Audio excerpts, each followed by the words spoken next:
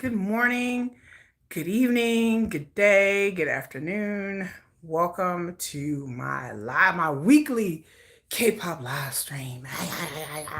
My weekly K-pop live stream. Now, to those of you who are new here, make sure you like, share, subscribe. I appreciate it. I thank all my new subscribers to my channel. I appreciate you guys for subscribing to my new channel. Um, My weekly live stream is where I discuss K-pop. I discuss what's in the K-pop news, and it kind of goes something like this. First of all, if you come here late or early, or you just watch this on the rewatch, which some of you guys do, what happens is that in the description, I'll usually put the timestamp so you can skip ahead or go to the parts that you really like. So I do an introduction, then I will give you BTS quick hits, and then we will talk about the main story, and then we'll talk about other things that may or may not be in K-pop. I think that's how it's going to go this week. But I appreciate everybody being here. So now, since I got my introduction out of the way, again, my name is Kiki. This is my channel. I have a bunch of videos coming out this week. Make sure you, like I said, subscribe and share. And I have to say that here we have grown folks conversations.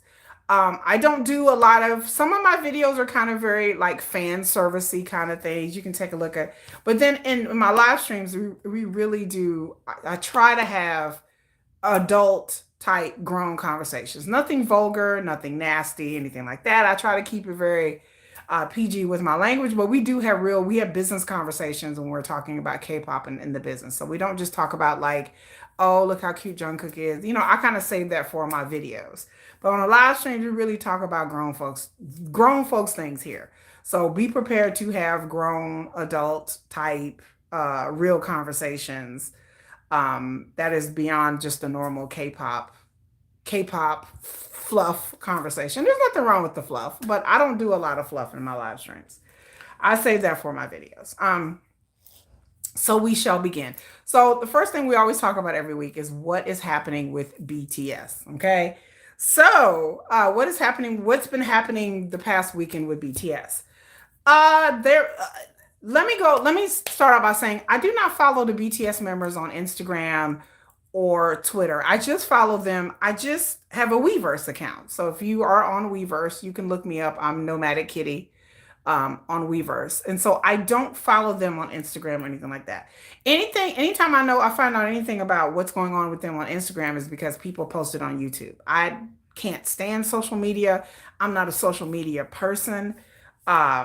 Social media doesn't really interest me. Again, like I said, I have a Facebook account. It's a very private Facebook account just for family and friends. I do have an Instagram account, Nomadic Kitty on Instagram, but I don't ever check it or go to that. I don't have a Twitter account.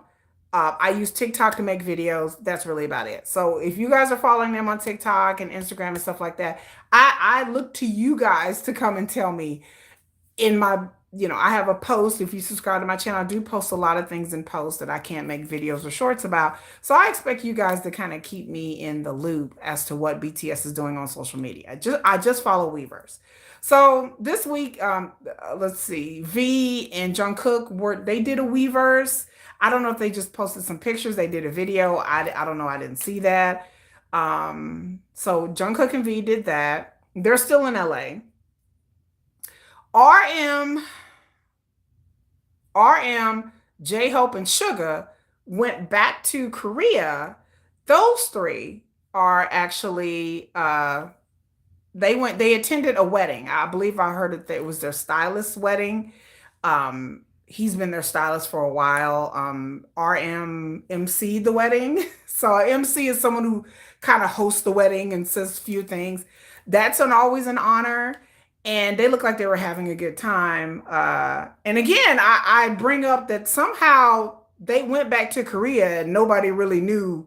And when I say nobody, I mean on the internet, they really knew that they were in Korea. So I told people they can fly and they can move about the cabin without anybody knowing that they're flying. It is possible because again, I don't know anybody who saw them fly back. Maybe I'm missing out because I subscribe to a lot of Korean media and I didn't see a media flurry like these three mofos left LA, or J-Hope, he wasn't in LA. J-Hope was actually already in Korea. So RM and Suga left LA and came back came back to Korea. And the reason why I bring up LA, just in case you didn't know, BTS are in LA. Jimin, Jungkook, V, RM, and Suga were all in LA as of last week. And I told people on my live stream, and I've said it before, that don't be surprised if they're going back and forth. Because someone says they're going to be in LA for 2 months making the album. And I said, don't be surprised if you don't see them going other places. Because just because they're doing the album, they still have other obligations and other things to do. So J-Hope, Suga, and RM were at this wedding, and it was all over, I guess, on Instagram, and people were taking TikTok, and people were screenshotting, posting pictures, because I guess the guy who had the wedding, he posted the wedding videos and everything of BTS, which would be obvious that he would do that. It's a great big deal celebration. The bride looked beautiful. He looked great. BTS members looked great. They looked great. So they were obviously having a very good time. At any wedding situation, there's going to be food, drink, dance. There's going to be all that. So I hopefully that all three of them and everybody had a good time. Hello, PXNDXFN. Oh wow, that's one heck of a name. And that looks like there's an anime character there. What anime character is that? I can barely see. But thank you. I don't know what anime character that is. But so they were having a good time. And then, I saw people reposting it on YouTube, because again, I'm not on TikTok. And there's a part where they're standing up there, and the bride and the groom walk down the aisle, and then they have the ceremony. You now may kiss the bride. They had that part, and they kissed. And people like, let me just, okay. People were posting videos about the BTS members laughing when the married couple kiss. And then I read people's comment sections and people's captions, and I was like, why my beef about this? Why do y'all make these K-pop singers, why do y'all make BTS out like they're idiots? BTS have been to many different weddings. It's Panda. It's Panda. Okay. Sorry, I'm reading the comments here. Why do y'all make BTS members out like they're idiots? Like they're giggling. Like I have an 11-year-old and a 15-year-old. Okay. Now, they have not been to many weddings, but my 11-year-old and my 15-year-old have seen people kiss before. They've seen movies. They've seen people in public. They've seen people, TV shows. They've seen people kiss. The things that I see that people write in the comments, how y'all make these K-pop singers out to be stupid, not just BTS, but I'm just using this as the most example. I'm reading in the comments and I'm like, okay, what? They're like, ooh, BTS is laughing because they're kissing. Look at them. And then other comments I've read on people's channels, various channels I don't even subscribe to because it kind of popped up in my recommends. Y'all know how the YouTube algorithm go. Once you start clicking on stuff, other stuff start popping up. So the same videos, somebody took a TikTok video, I guess, and zoomed in on BTS and them laughing whenever the bride and groom were kissing. And then the things in the comments just made me annoyed. BTS are grown men. Okay, they're men in their 30s. They've kissed women or men or both. I don't know. I'm sure that they have had girlfriends. I'm sure that they've kissed. I'm sure they're not some Vestal virgins. BTS are grown men in their 30s. Why would they be at a wedding giggling about the bride and the groom kissing? So I went on my own expedition because I'm just reading the comments going, the people are writing like, who BTS are kissing? And I'm going, why would they be laughing? So I went and watched the original video, not the TikTok edits, not the ones on YouTube. The reason why they were laughing, y'all, and other people in the wedding were laughing, if you zoom out and not pay attention to J-Hope and RM and Suga and them standing up there, if you pan out and watch the entire clip of the video, the bride and the groom kissed. And normally when you kiss the bride, it's like, mwah, or mwah, a little lingering kiss, and then that's it. The bride and the groom kissed for a long time. So they're up there and they're like,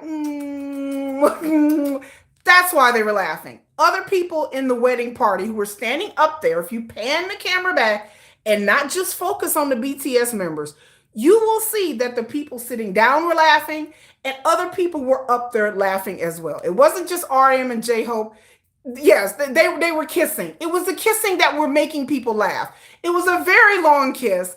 And you see the bride pull back a little bit and the guy pulls her in closer. That's why they started cracking up. Because number one, you don't really see a very, very long kiss at weddings. And number two, you can see the bride kind of like pull back a little bit and the groom just pulled her in, and pulled her in a little bit. Why does it matter? Because I saw it in the comments that I don't understand why people make BTS out to be like giggling schoolboys. I have a 15-year-old son.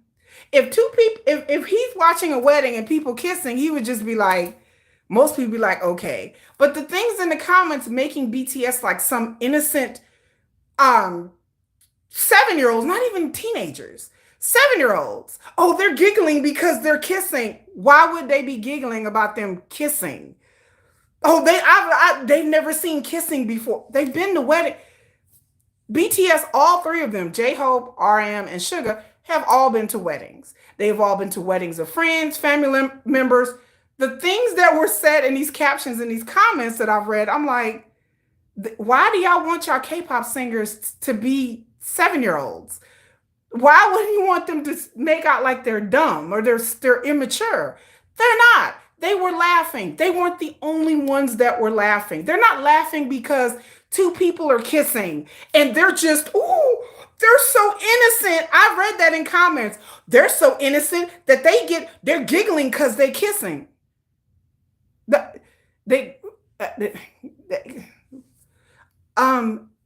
No, they're laughing because the kiss was funny. The kiss itself was funny. They weren't the only ones laughing.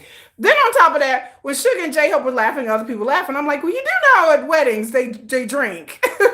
So I don't know how much drink they had before they stood up there. This is toward the end of the wedding. So you get to the wedding ceremony and do all the things, and there's alcohol and there's all kinds of things. There was a lot of champagne I saw in the background because I'm looking at the tables. I'm looking at the other people. I'm looking at the tables. I see some champagne. I said, they probably got some really good drink there. It looks like it's a beautiful, beautiful wedding ceremony. But not just BTS, but I don't understand why K-pop fans want to make these grown men and women act like they're prepubescent, giggling idiots. They're not. I'm like, they've been to weddings. They've seen people kiss before. Why would they? Oh, that's why they're laughing. I see. They're not laughing because two people are kissing and they're just so innocent. They're just so innocent. They're little kids. I'm like, okay, they're grown men. They're laughing because the kiss was cute. It was really long. And the bride was kind of pulling away a little bit and the groom was holding on to her. He really wanted to kiss her. And it was cute and it was a sweet moment. And it had nothing to do with BTS being uncomfortable watching people kissing. Why would they? Like, they're in their 30s. And I'm like, this is the type of stuff that annoys me about K-pop fans. And again, I've seen other videos of K-pop singers, doing other things. And I'm just like, why is this video being interpreted this way? I'm like, oh, it's K-pop fans because y'all like y'all K-pop singers to act like we're just cutesy and we're just so innocent. And I'm like, they're men. They've been to weddings. Lots of weddings. They've seen people kiss. They're 30-something years old. OBV1 Kins. I don't have a BTS song. There's a lot of songs. But I like Love Maze. Love Maze is one of my BTS B-sides that I like. I like Love Maze. That's kind of like more. And then I like Cypher 3. I like anything that the rap line does because I'm a rap line girl. But yes, Love Maze is a song. House of Cards, Love Maze, Cypher 3 are like on my top 5 of BTS songs. But yeah, I just want to tell ARMY and BTS fans, y'all don't have to do this. Y'all get the whole context of the story before y'all. And doing this just makes BTS seem like infants. And it's this notion in K-pop that is getting people messed up. We'll get to that later. So we'll get to that later because when you make these K-pop male singers like infants and innocent children, oh, bye-bye, Panda. Oh, it's Panda. That's right. It's Panda. Sorry, Panda. Bye-bye. But when you make these K-pop singers seem like they're infants, that's how people are getting in trouble. When you make these seem like they're just innocent and oh, they're looking at people kissing and they're getting embarrassed. Yeah, I'm like, no, no, no, no, no, they're not. They're not. They're grown men. Let them be grown men. They probably had a little bit too much to drink.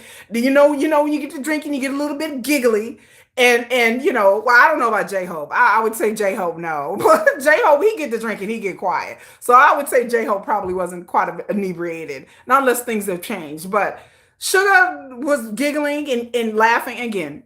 I don't think everybody standing up there, if you pull the camera back and not just focus on the BTS members, they were all up there giggling and laughing because of the kiss. And the kiss was sweet and it was enduring. And like I said, she was trying to pull away and he was just pulling her in more. And it was like, and it was just like, it's a lingering long kiss for a wedding. And even I chuckled. I said, "Oh, that's cute." I said, "Oh, that's cute." Like that's what it was. It wasn't what people thought it was. I just get annoyed with K-pop fans of how y'all trying to make these men be like, I wouldn't even say pre-pubescent. Again, my son's 15. He's not gonna, what grown man is up there giggling because two people are kissing at a wedding? And you're not autistic, you're not mentally handicapped. Like, don't make BTS members out to be childish, infantisimal, and mentally, mentally slow in some way. Don't do that to BTS. They know what kissing is. They know what a wedding is. So that's where they are. I'm assuming, my personal opinion, that they're going to end up going back to LA eventually. I don't know where they're going. So they're going to end up going back to LA eventually. When, I don't really know. I don't know. I don't know when they're going back to LA, but we'll see. We'll just have to see. I'm trying to think. Jimin, I haven't heard much from Jimin this week, not unless y'all can tell me something different. Again, I don't follow them on social media, so y'all can tell me something different. I do know in LA that I heard allegedly that Bong PD is in LA with them as well. That's what I heard is it also. Um, so I heard that he's in LA, I guess helping with the album. I guess that's why they would be in LA helping with the album. But Hive has Hive America in the United States, and so there are other things that they're doing in LA. I tell people they're not just working on the album. There are many different things that they're doing in LA. Um, they could be shooting promos, they could be shooting music videos. I've heard all kinds of things that they're doing. So they're not just working on the album, but they are very, very busy. They're busy doing other things, just like J-Hope. J-Hope, he filmed music videos, he did promotions. Hello, Joel. He did a lot of things while he was in LA. Because J-Hope, if you don't know, J-Hope got out of the military and he was in LA for like a month. And he was making music and filming and producing and rehearsing and training dancers. Hello, Nelly7. And he was doing a lot of different things. So same thing with BTS, with all of them members. And y'all know Jin is on tour. So they're going to be in and out of LA, out of California, in that area doing many different things. And then I have to bring up that, like, y'all, they're in LA. Hello, Leah. They're in LA, and I do have to remind people they in LA. LA is not Korea. So I have to remind people that the LA scene, and J-Hope kind of touched on it when he did the interviews, is not Korea. So when you're in LA and you're in the industry, you are really in LA. You are really, really in it. So J-Hope was saying in one of his interviews that when he came out the military, he still had that military mindset, but he immediately went to LA, and it helped him get back into the mindset of being an idol. Because when you're in, the reason being is that I understood what he was trying to say between the lines, because when you're in LA, you're really, really in it. Hello, Eva Rose. You are really, really in it in LA. And so you are really thrown back into fame and thrown back in it quicker than they would be with them being in Korea. So it's a whole different vibe. Like I said, in Korea, Seoul and LA is night and day. It's a whole different vibe. Being here in America is not like being there in Korea.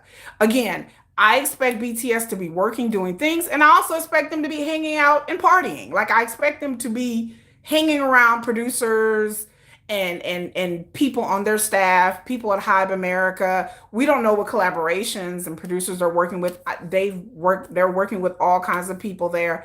And it's just a scene. Like, LA is a whole mood. It's a whole scene there.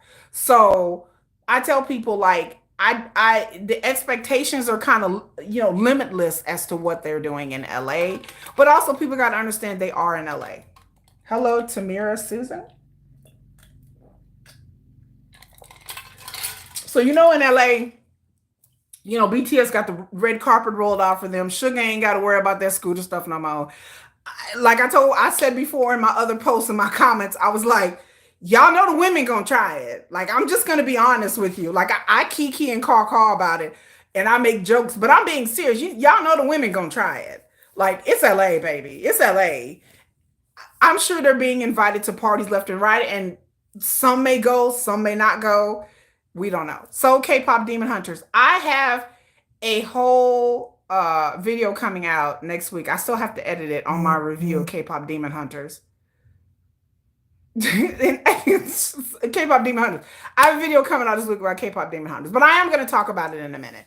But I did finally watch it last night. Do I know Stray Kids? Gabby, I have 2 videos about Stray Kids. I went to their concert last month, and I have a whole video about the introduction to Stray Kids and what they're all about. But I am not a stay. But I did go to their concert, and I always say I had a really, really, really good time. But we're going to talk about that. But yeah, BTS, I'm trying to think, were there anything else? I am drinking out of, I got this from Dallas Comic-Con. This is what this is. Somebody, Jennifer in particular, is asking me this big old tin cup that I'm drinking out of. I got this from a comic book convention. I have like 5 of these. But I think, and then we come to Jin. So Jin is on tour. He's in Anaheim, California. He's on tour. And Jin will be here in Dallas. I don't know when Jin gets to Dallas, but he's coming to Dallas, and we are going to the concert. Me and Jennifer, we are going to the concert. It's on Tuesday, right? Right? I'm trying to think. Yeah, that's Tuesday, right? Yeah, because Wednesday, and then Friday we're going to go see the Rose, the group The Rose. So y'all, it's gonna be like a whole and my army, my whole channel's BTS.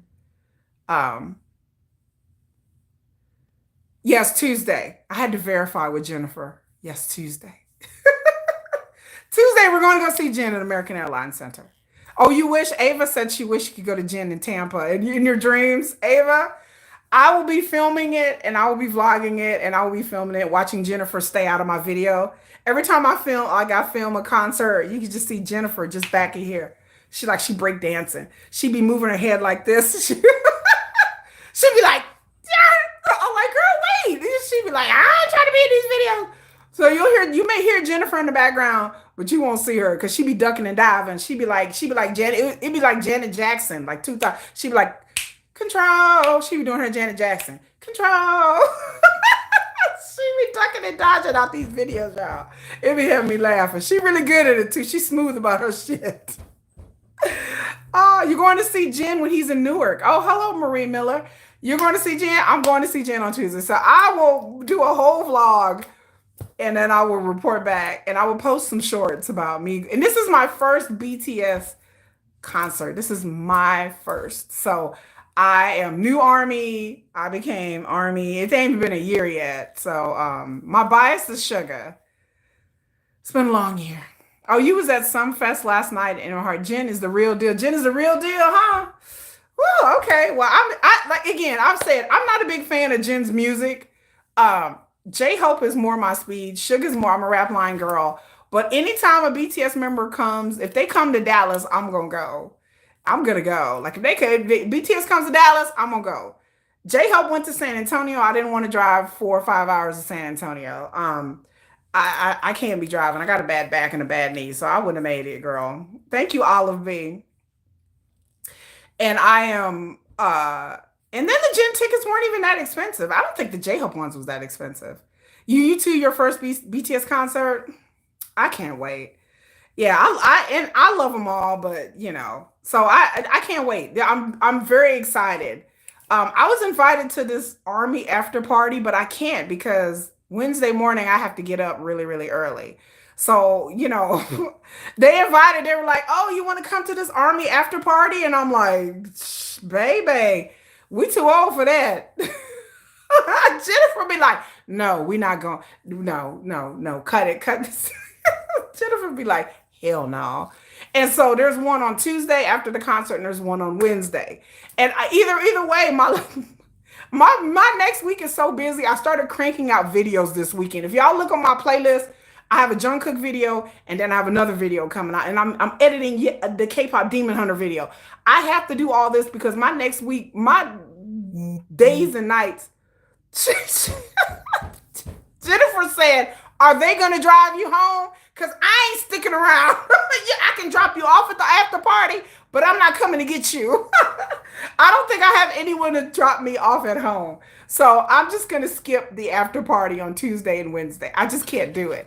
I mean, I have to go to work, y'all. Like, I do have to work. I've had the most busiest summer in that I've ever had. Like, I went on vacation in June. We've been going to concerts.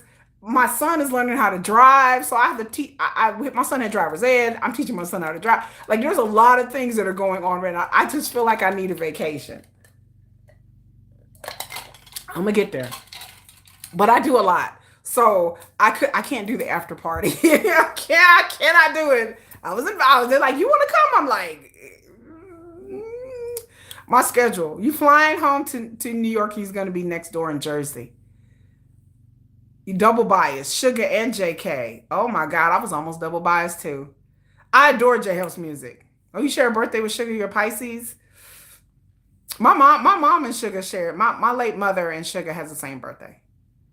You double biased too, Jimin and Jungkook. Always JK getting everybody. JK be getting them all. JK be scooping them in. He be like Pac-Man. Waka, waka, waka, waka, waka, waka, waka, waka. Jungkook is like the Pac-Man of BTS. He gets everybody. I think I'm interested to see what this. I'm doing a whole video about Jungkook, of his best outfits, his sexiest outfits. And I'm interested to see how this video is going to do, because anytime I do any kind of video that's about Jungkook, that has Jungkook in it, it always does well. But I'm not Jungkook biased. I'd rather do videos about Sugar all day. But I understand that like Jimin, V, and Jungkook are the most popular members of BTS. And speaking of most popular members of BTS, since we're talking about BTS updates, I did a short because I'm a little salty. I'm a little sprinkle. I'm a little salty. I'm salty, y'all. I'm a little salty. I'm salty because I see V looking good. V be, let me see. What was V? Wait a minute, hold on. Let me get my BTS pillow.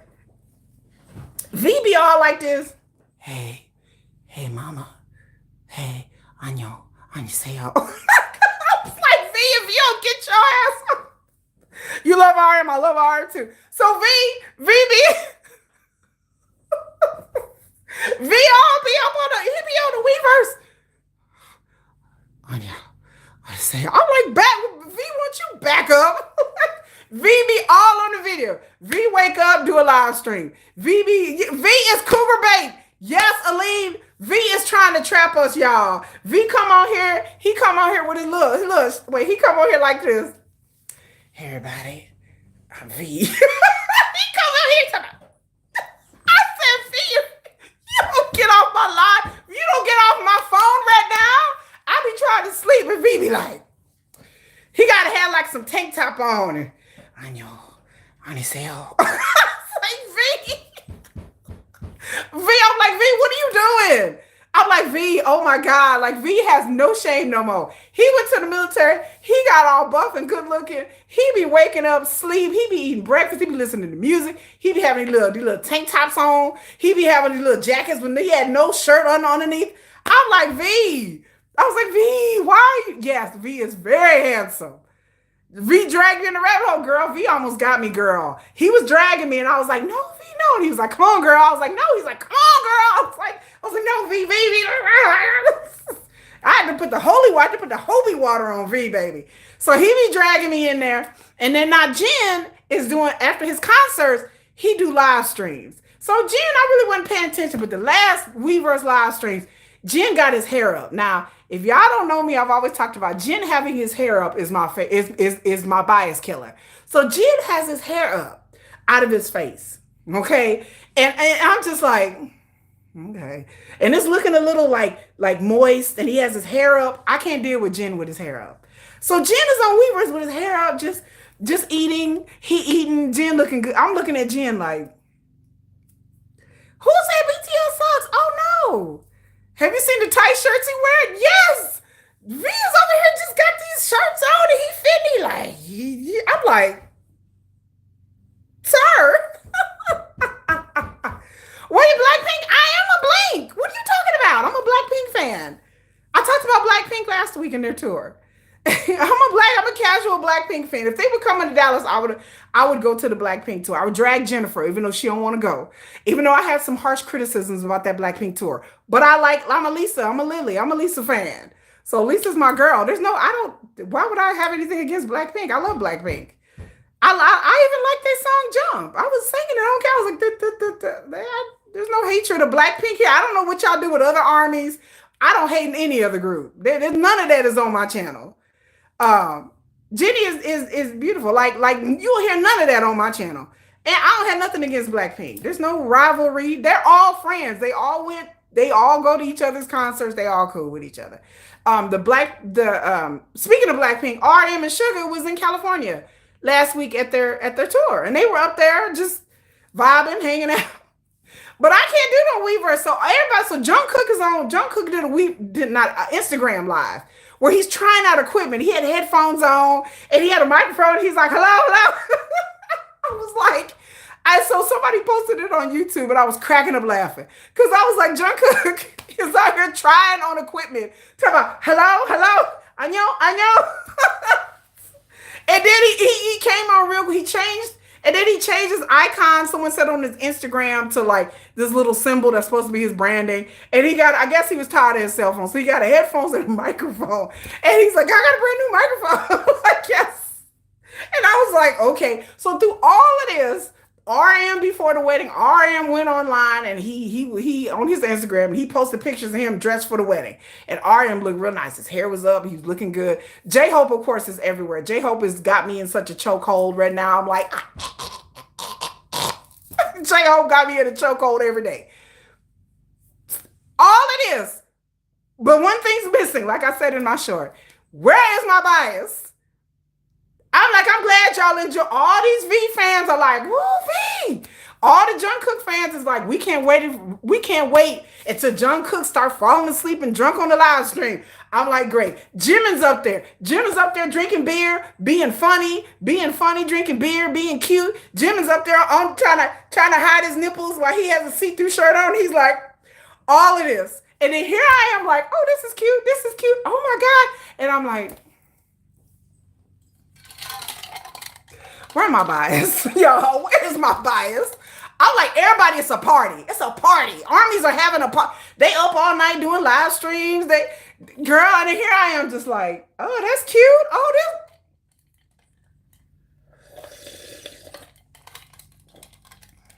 I said, I see y'all stands. Y'all enjoying. Oh, y'all enjoying yourselves? They're like, isn't this great, Kiki? Isn't this great? I'm like, yeah, it's great. That's fun.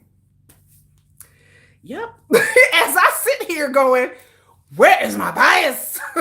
My bias is nowhere to be found. Ah. So I congratulations to all you other ones, you OT7ers, you Take Cooks, you V-Men, all of y'all. You J-Hope, you HYBE water loving people, you HYBE fans are like sunshine. You Jin fanatics out there worldwide, and then here I am as a little sugar stand just sitting here going, maybe I'll see my Oppa, maybe he'll post the picture.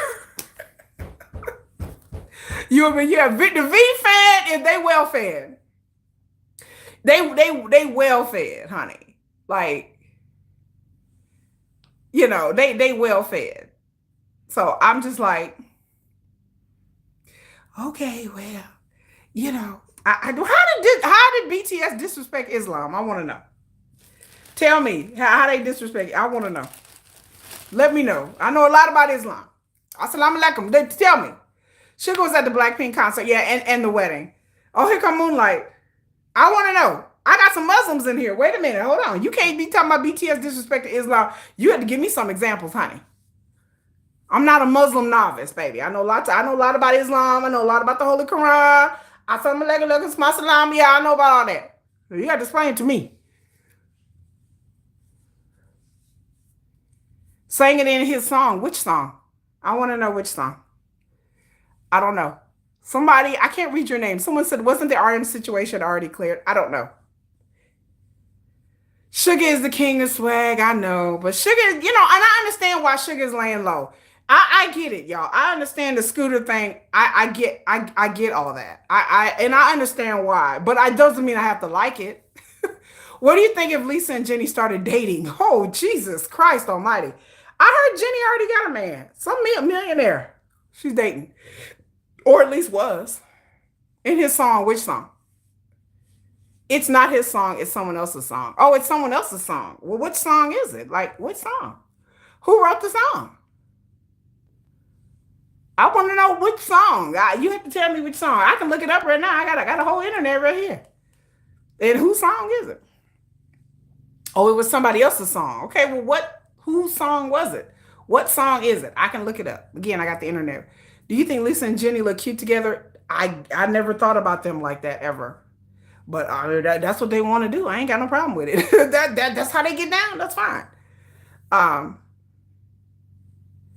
who is Bon? How are you gonna talk about RM disrespecting Islam if you don't even know the song? Like, does that make any sense to me? If I'm gonna accuse somebody of disrespecting something, I'm gonna know the song. I'm gonna know at least who sings the song and when did it happen. Or you just repeating something you heard on the internet that somebody else says. That kind of hello, I know. Like I need to know the name of the song. If you're not gonna say the name of the song, then I don't want to hear it. I'll bounce you off my channel. If I want to read this. Yeah, how are you gonna talk about you hear this, but you have no details? It's true. Okay, what's the song then? You got 5 seconds to come up with the name of the song. It can't be something you heard. It has to be something that you actively know what happened. Hello, Cutie Pie. I like the name Cutie Pie. Oh yeah, somebody Korea on y'all. Yeah, just like, okay, bye. Good. If you can't bring up the name of the song, if you can't back up your claims, you can't come to my channel. I don't know what all other K-pop people do, but you can't come to my channel and accuse any K-pop singer of anything without any proof, or anybody of anything without no proof. You gotta give me some information so I can look it up myself. I'm not just gonna take your word for it. I mean, it's the internet. People make up all kinds of things all the time and say all kinds of things. So if you can't give me at least a name of a song so I can look up the lyrics right here. I have the internet right here on my TV. It was the internet, so I was like, yeah, like don't come to my channel and spouting half truths and nonsense. I don't deal with that. Like we don't do that here. Other YouTubers may let y'all slide on that, but we don't do that here. I don't let nobody get on there and speak about nobody. I don't care if it's stray kids, Blackpink. I don't care who it is. I don't care if it's any famous person that anyone come on my channel talking about somebody famous did this, did that. This is the truth. Okay, well, I need evidence. I'm not just going to take somebody's word for it. That's just all to it. That's just all to it. You on my channel. Thanks for boosting my numbers. Like, are you a child? Let me look it up. Okay, this person, we're going to look up their YouTube channel. Hold on. Well, her name is Abrish the Blinky. Okay, we're going to look up her channel, y'all, because I feel like having some fun today. Because I will pull up your channel. And I will report you. Y'all must not know me. You must not understand. We're going to look it up because I have internet and I have YouTube on there. Who am I thinking I have the least lines in the BTS title track? I have no idea. I've never even thought about that. I just want to know what kind of music that they are going to have. What kind of direction are they going to go into with their music? And so we will see. I just want BTS to have grown people. There's no reason for Blinks. I don't understand y'all fan wars. Again, I'm grown. That may work for like 16, 17-year-olds, but I'm grown. I understand that Blackpink and BTS are friends. They're friends. All of these artists y'all talk about with these wars, these are childish fan wars. BTS goes to Blackpink concerts. They've hung out with Blackpink. They've done things with Blackpink. They've supported Blackpink. They're all friends. There is no rivalry. Blackpink is in their own lane. BTS is in their own lane. That's how maturity works. Why would I be upset with Blackpink for what? Again, I'm not on Twitter and Reddit like y'all are. I don't run around in these fan spaces where people are jealous and upset. Jealous and upset of what? I want Blackpink. I've criticized YG on my channel over and over again how they've squandered Blackpink, how they've wasted their potential and done horrible things to Blackpink, how they've just fucked up Blackpink. We have conversations about this all the time. Blackpink deserves more from YG. They deserve more from their agency. There is no rivalry here. There's none. I don't know what kind of flame wars I don't know what you're expecting me to say. I'm grown. I understand what the business is. The business is about them making money. I don't have any, I go to K-pop concerts. How many concerts I've been to, y'all? I've been to HYBE, I've been to TXT, I've been to Gravity, I'm going to ATs again, been to Stray Kids. Like even the Stray Kids people tried. I'm like, why would I hate Stray Kids? For what? I don't do girl groups. First of all, I don't do girl groups. Like I'm not a big lover of girl groups, but it's nothing personal. It's just not my style. But there's no reason to hate. Like I don't understand like what y'all expect me to say. I'm like, no, Blackpink. If Blackpink came to Dallas, I would go see them. I would get on here and be like, Blackpink in your area? Blackpink is the revolution. Like I will come out here and straight up come up say it. Like Blackpink and BTS, I'm casual fans of lots of groups. And again, I go to concerts and tours of groups that I don't even know their songs. Y'all know I went to Stray Kids and I was like, Jennifer out here? Jennifer like, this bitch went to Stray Kids and was like, I think I heard this song. I was like, do. I was like, oh, I heard this song. I know a song. I know one. Y'all know I go to concerts all the time and I don't know any of these people's songs. I do like ATs. Y'all know I do like Card. I've been to Card, ATs, and I will continue. We're talking about go to P1 Harmony. Do I know any P1 Harmony songs? Wait a minute, let me wait for it. No, I don't know not one song. I'm be stamped at P1 Harmony concert like, what you doing, girl? I don't know this song, but it sound good. Girl, this sound good. But I'm going to go see the Rose on Friday. And I'm like, I think I know like 3 songs from the Rose. But I'll be up here like this. Not know one song. All these other fans screaming. I'm like, yay. Was that they hit? What song was that, Jennifer? Jennifer be like, I'm like, girl, what song was that? She be like, I don't know. She don't know either half the time. But we do go to K-pop concerts because we like going to K-pop concert. So Jin, I'm not a big fan of Jin's Happy or his recent album, but I'm going to the concert to support Jin. And again, I like going to concerts and I don't have to know any of your music to support you. I just be up there talking about, get it, go Kiki, go Kiki. And not know one song. People look at me like, she don't know. I'll be like, ooh, this looks cool. What is this? Ooh, Stray Kids. I know 2 songs now. I know Boom, Chick, Chick, Boom, and I know God's Menu. That's all I got. That's all I got. I'm like, I know. And the only reason I know Boom, Chick, Chick, Boom is because of Deadpool. I am not a fan. I'm not a stay. I'll never sit up. At least Blackpink, I know all of their songs and their solo stuff. But that's just how it is. It's like, I'm a casual K-pop fan, but I'm BTS Army. BTS is what I pay attention to. It's what I like the most. But I wish success to all of them. Worldwide handsome. I'm going to get up there and be like, don't tell me you love me, because it hurts so much. First of all, when I get there, Jennifer knows she watching this video die. She know I'm gonna drink about a half a pint of vodka, and I'll be like, "Don't tell me that you wanna kiss me." First of all, I'll be half drunk when I get there. I'll be lit. I'll be like, I'll be like, "We'll be running wild."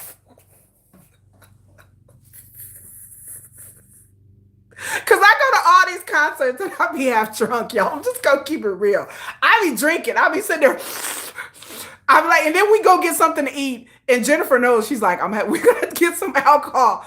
And then that's what makes it fun. Is you go and you eat and then I drink and then I get up there and be like, "Don't tell me." But I like background though. I like the song Jen background. I'll be like, "Here in the background." I'll be all off key. When we went to the Card concert, y'all, I'll tell y'all when we went to the Card concert, I don't even remember the Card concert. All I know is that Jennifer was looking over at me like, cause like I normally stand up, I don't be dancing. But Card, I was like,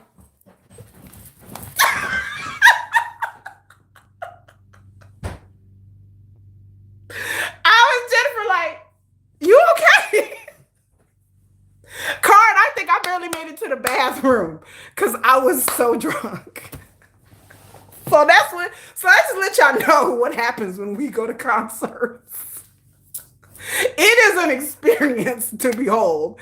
And so if you see a drunk black woman in the aisles sing and talk about "We'll be running wild," they be like, "What's wrong with her? Is she okay?" And then something I want to go there. I'm not gonna bring that up. And then, like at the concert places, they have alcohol there. So I was like, "Well, I'm a little sober now. Let me just head on up to the. Can I get a daiquiri, please? Because I want to run wild." That's how it's gonna go. I know Jennifer died, and she like, "Girl, you speaking too much truth, written." I'm spilling too much tea right now, y'all. I'm spilling all the tea. Jennifer and I have a really good time when we go to concerts. We really do have fun. We have fun, y'all. We just let Jennifer enjoy her K-pop. Jennifer do be enjoy. She be up there dancing. She be sober. She be like, "Oh yeah, yeah." And then she look over at me and she like, "This bitch here." She be looking, "Girl, you okay, girl?" Girl. I'm like, wait till ATs come, y'all. Whew. I know more about ATs now than I did that last concert. So we're going to see ATs in August. When ATs come, y'all, they gonna put on Lemon Drop. They gonna put on In Your Fantasy, and your girl just gonna be like, "Shit, yeah, get it, hey."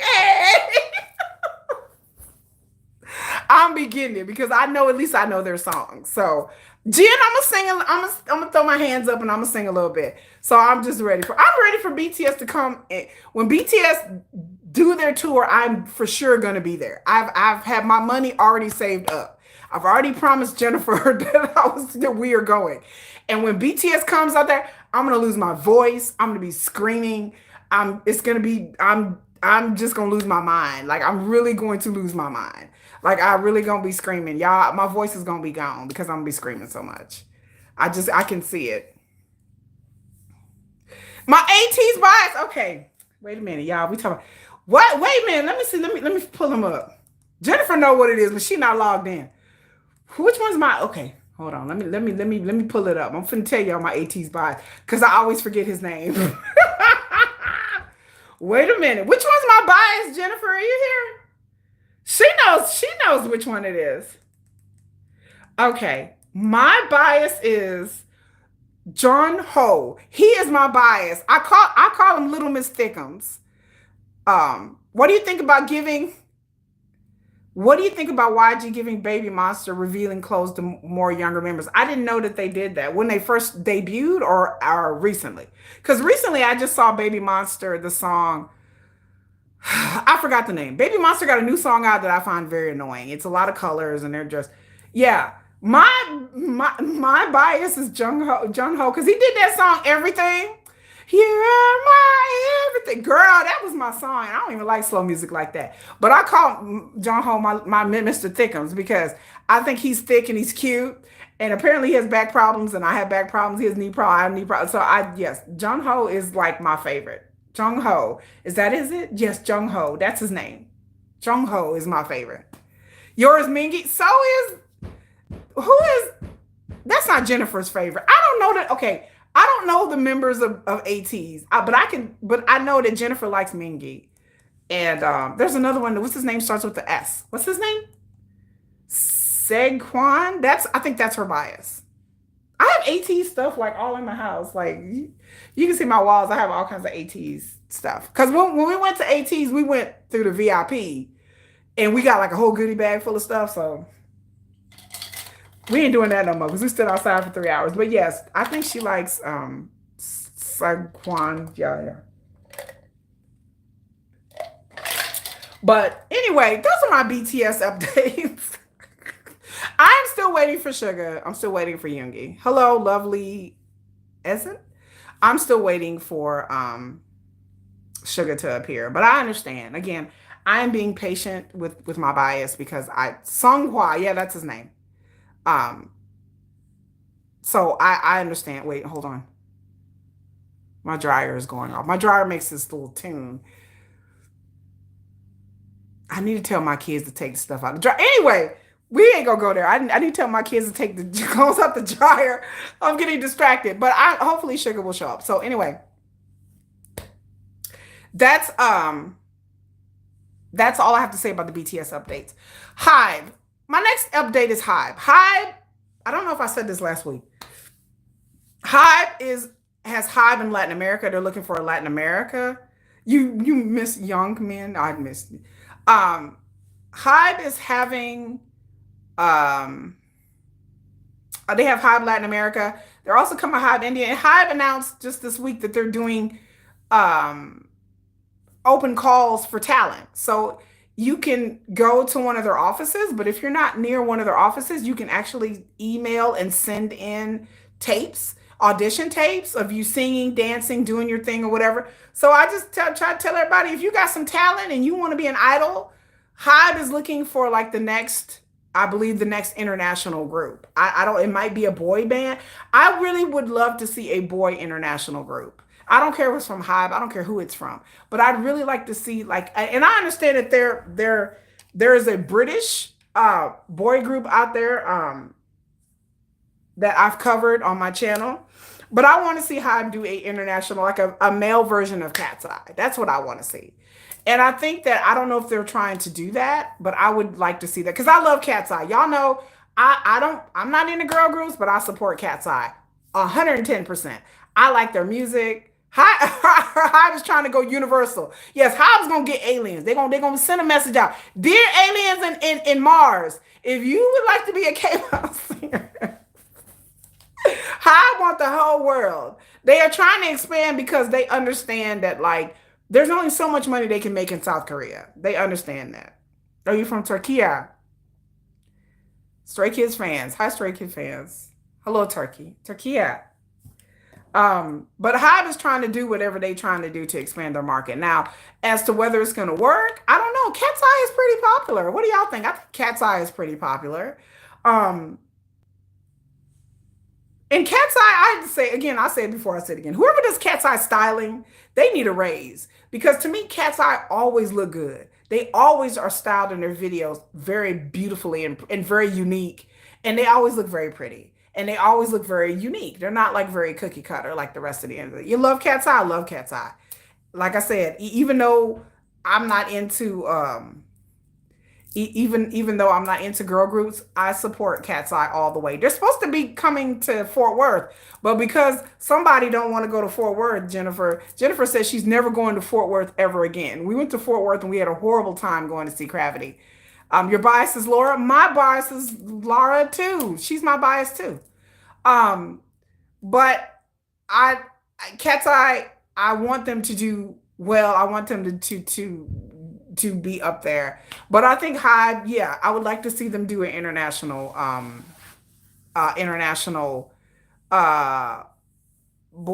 boy band. I would really like to see it. I would really like to see just, a bunch of people. So, but yeah, I like Laura. She's my bias. I watched the documentary, like not a documentary, but a thing about her the other day. And I was like, I like her, but I really like her now.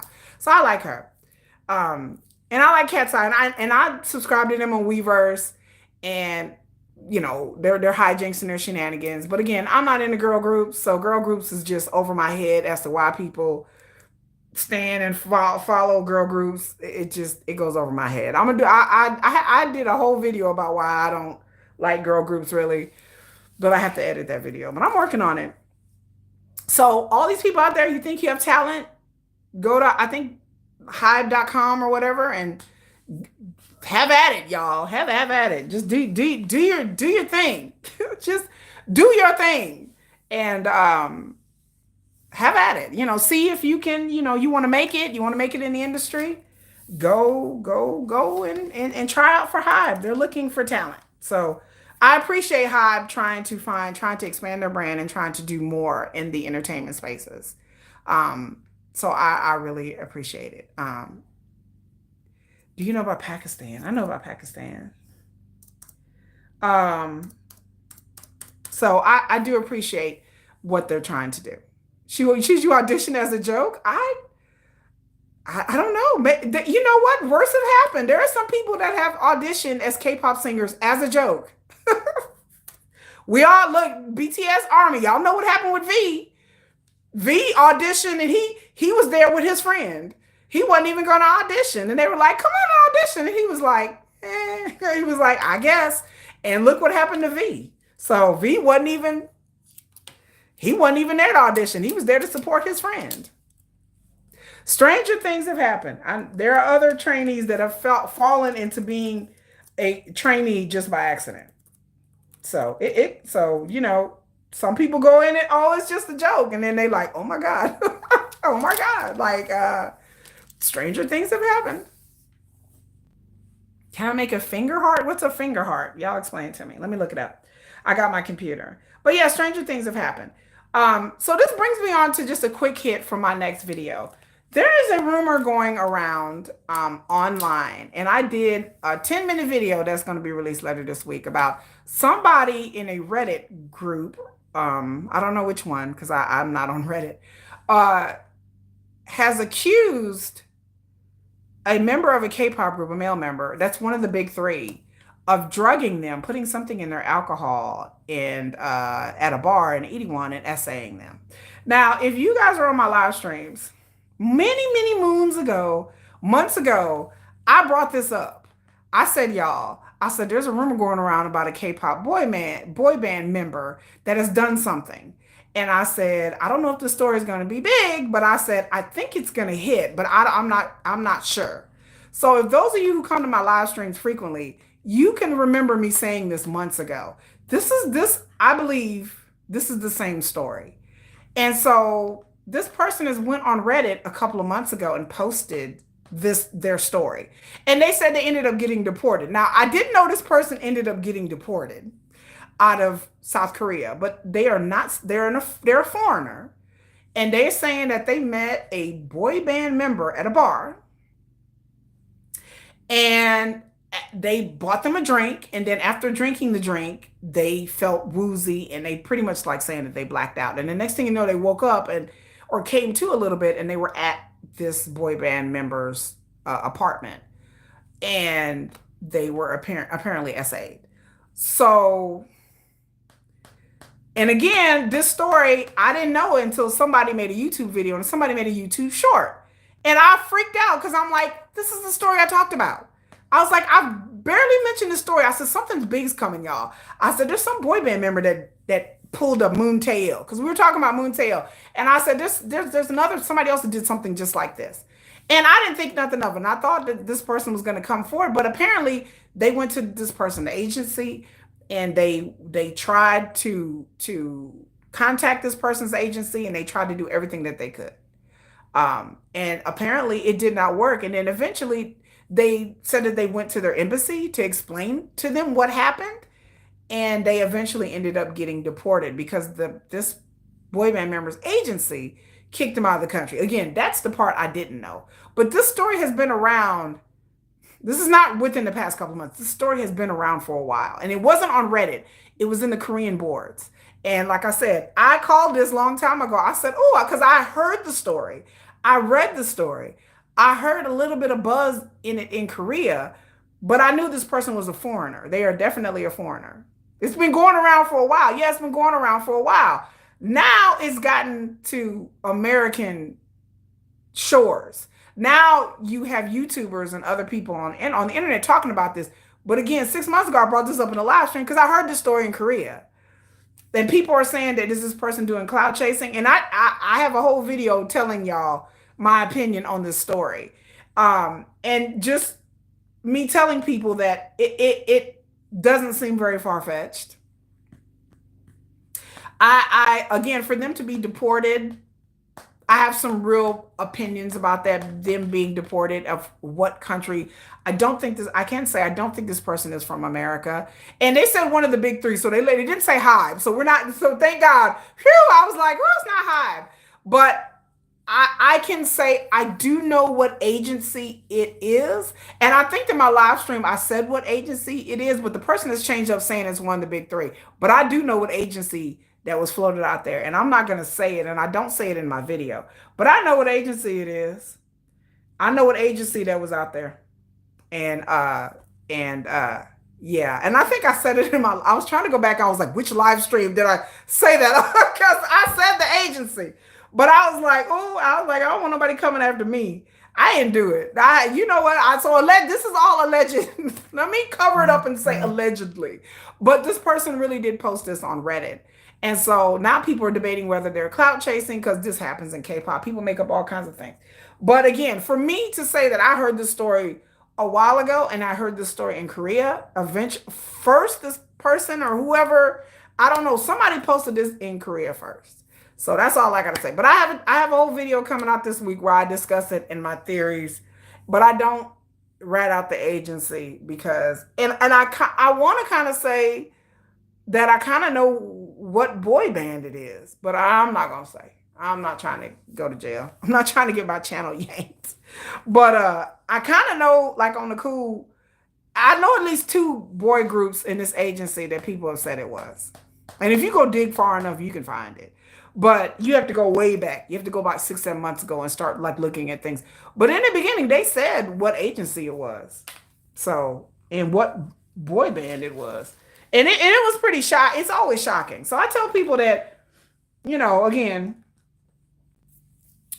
stop trying to make these boy band members out like they little bitty kids, because they not. These are grown men. These are grown men. Like, these are men.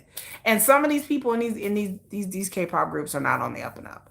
So I just tell people, just be careful when you go travel, ladies. Please just be careful. I mean, please, please, please. I mean, you know, I just, there's just so much out there, but no matter where you're at, South Korea or wherever, just be careful.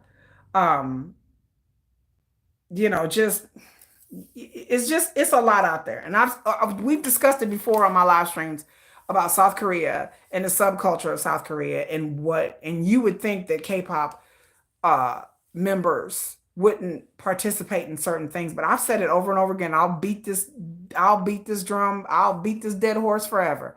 That there's things that go on in the K-pop industry that, like, y'all have no idea. It's full of all kinds of people and all kinds of things that people have gotten away with that they keep doing over and over again. So when people talk about Jeffrey Epstein and Tyler Perry and all these Diddy and all, I'm like, baby, this happens in South Korea too. South Korea got its own Diddies. They got them out there. That ain't been caught, ain't been turned in. Yes, I feel really bad, you know, for the victim, for this person that was kicked out of the country because they were saying that she was being a nuisance. They said a bunch of stuff and she got kicked out of the country. Again, there may be more to this. This anonymous person may post more, but we don't really know. And if they do post more, I'll come back. But again, like I said, I have my video where I give you my opinions.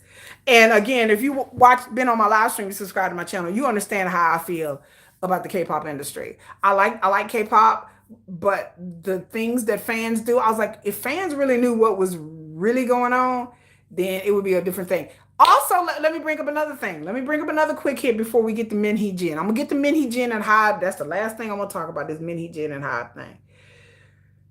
First, I have to say that if you have not watched, if you do not know who Jackson Wang is a member of GOT7, right? I love Jackson Wang. I knew Jackson Wang as a solo artist and not as a member of a K-pop group. So I didn't know he was a member of the K-pop group until like a year ago. But he has done a series of interviews recently that I do have to recommend because he talks candidly about the industry, his personality. He talks about a bunch of things about the K-pop industry. He's on Zach Sang. He did a really long interview on Zach Sang, and he talks about idol and fan disconnect. He talks about personality, and you just see. I just give big ups to Jackson Wang that when he does interviews, he seems like a real genuine person. It is none of this cutesy, who that all these K-pop singers, all of them put on this act. Some of them a little bit more than others. Some of them is situational. But please watch the Jackson Wang and when he gets real about the idol fan disconnect. That's the name of the video. It's an 8-minute video. There's a whole interview that he has done with different content creators.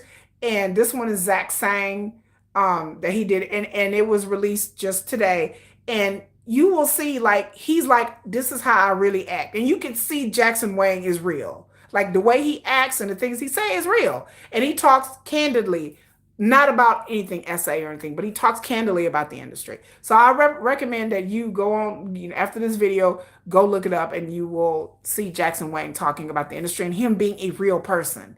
Like not all this fakeness that these K-pop singers, male and female, put on. They put on fake personas, y'all. They sit there and act a certain way and all coy and I don't know, well gosh darn it, well gee willikers, gosh darn. Like that's fake, y'all. In reality, the way Jackson Wang acts, he acts like a real dude, like just a real guy. He reminds me a lot of RM. When I see RM on videos and I see RM talk and speak, RM just seems like a real guy, a real dude. Like that seems like his personality. He'll come on the Weverse, he'll cuss, he'll look frustrated, he'll look angry, he'll be real. That's a real person. A lot of these K-pop singers, I can't really get down with what they're doing or behind. Like I like their music, but then their personalities are hollow and it's fake. With Jackson Wang, he's very straightforward. He's saying, this is the real me. You come have a drink with me and have dinner with me and I act the same way. Like when I do interviews, he said, that's the real him. And you can tell that he's really authentically, that's him. But like I said, a lot of this stuff that you once you see it, you can't unsee it. I see the fake interviews, especially the girl groups. Don't get me started on the girl group. God knows I love Lisa. God knows. Okay, y'all. But the way Lisa act, I'm like, Lisa, you damn well nearly 30, mama. Well, I don't know. Well, yeah, girl, you're almost 30. Like, I don't need you to act like a prepubescent 13-year-old. You're almost 30 years old. Blackpink are almost 30. This whole like cutesy baby talk act, kill me. Just I cannot stand these female K-pop singers that like, well, I was doing your album and I wouldn't know why. Girl, you like 35. Stop. God, Jesus, act like a grown ass woman. You don't have to be. Oh, gee willikers, I just don't know. I don't want to see 27-year-old women act like this. That's not reality. I know women in their 20s, they don't act like that. You don't have to put on this. I hate that about K-pop. I effing detest that about K-pop. I don't want to see grown men giggling like little boys. Oh, look, it's sexy. Oh, she's wearing a sexy top. What do we do, guys? I don't know. We saw boobies. I don't want 30-year-old men giggling because they saw boobies. I that's disgusting. That's weird.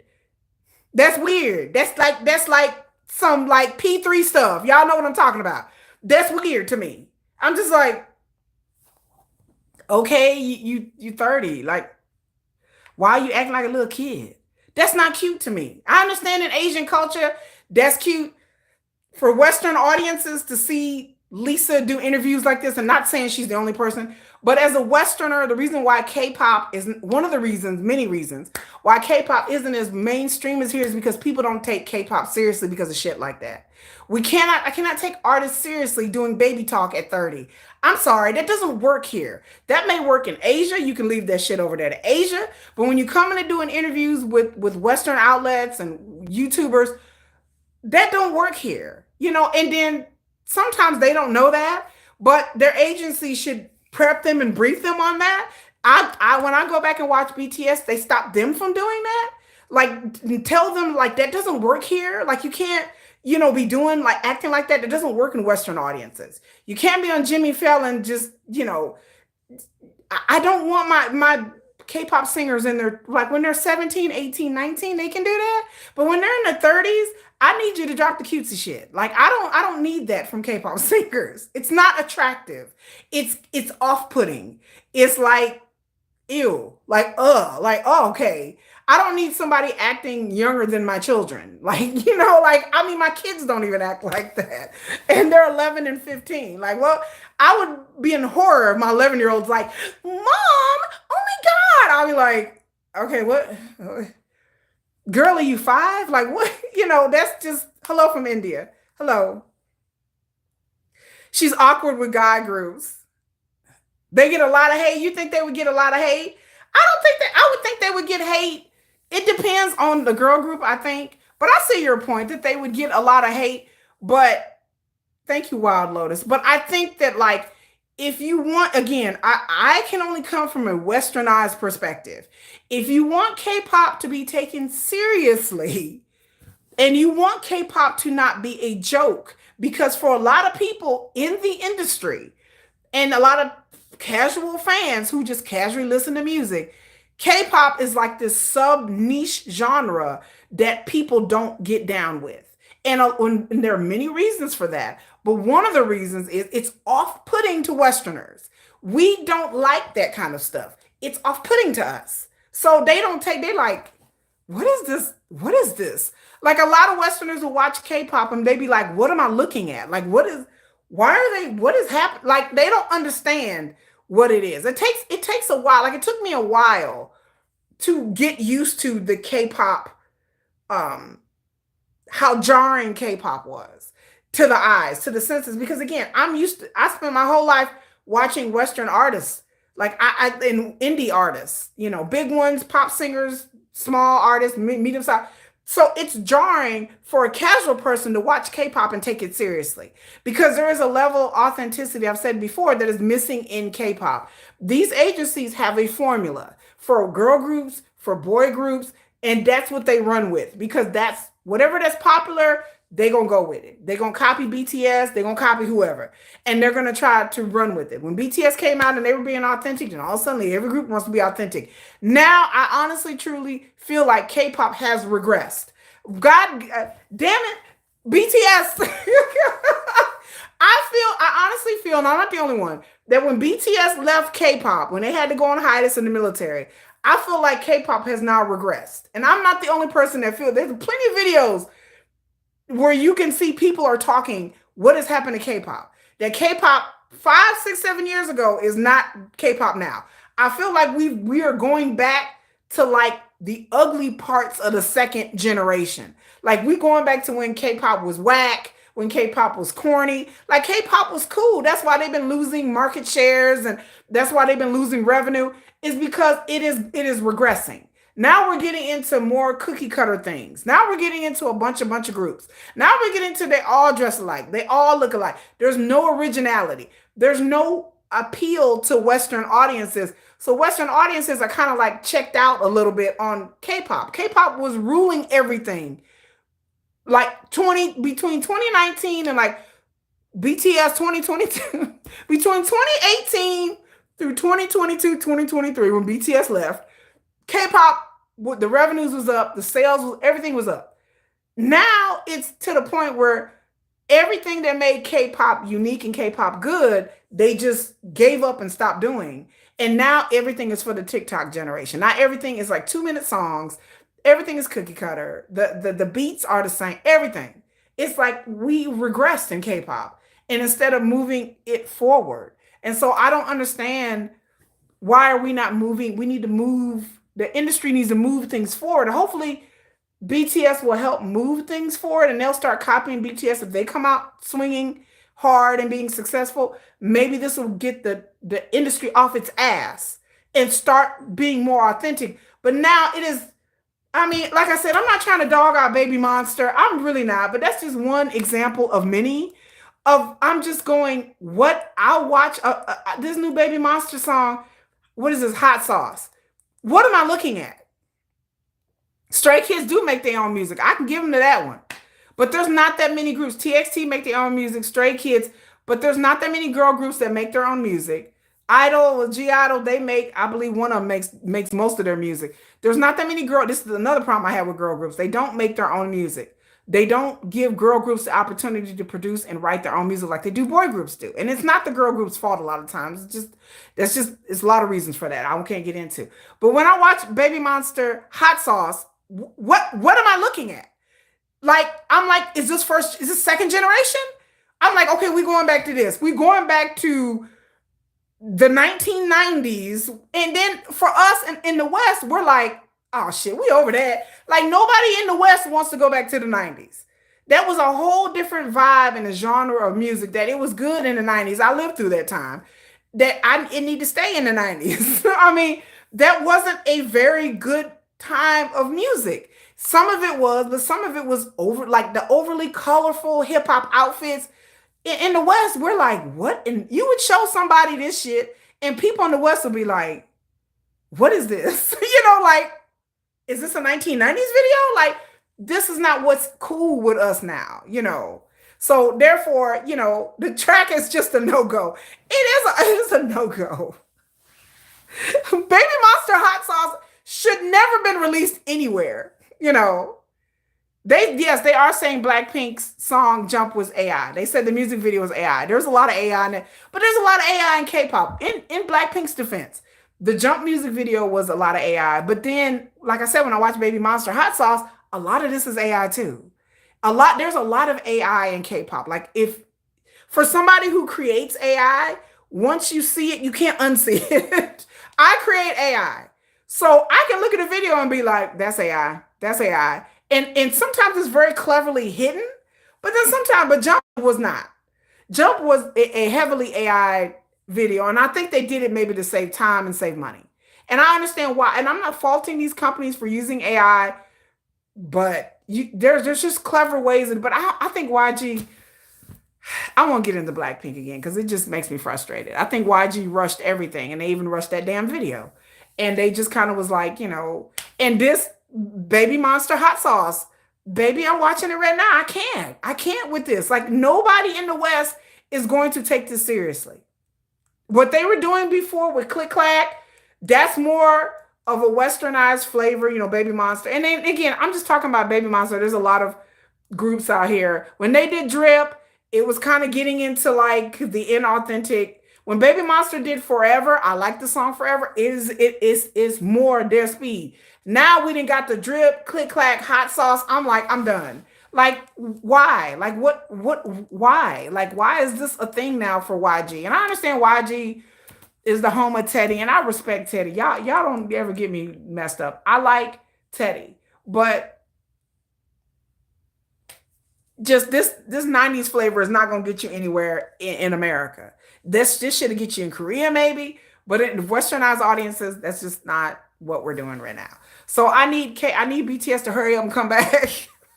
I'm sorry. I hate to bring it back to BTS, but I feel like BTS music changed the industry. Like, I think it pushed them to kind of do more. And now they've just kind of like, well, BTS is gone. We just sit back and rest on this a little bit. They've rested. The K-pop industry to me has rested on just doing whatever. Like, even like I tell people, like another thing, the hip hop, not the hip hop, but the rap music and K-pop. I like, you do understand that Korea has rappers.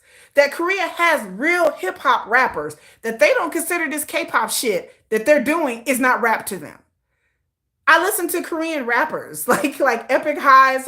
They are like, this is not rap. They like, oh, what is this? They like, oh, whatever the fuck All Day Project was doing and Tarzan is doing. I do you know that there are rappers in Korea that look at that shit as a joke. That's a joke to them. Even Korean rappers in Korea are like, that's a joke. That's not real hip hop to them. That's not real rap to them.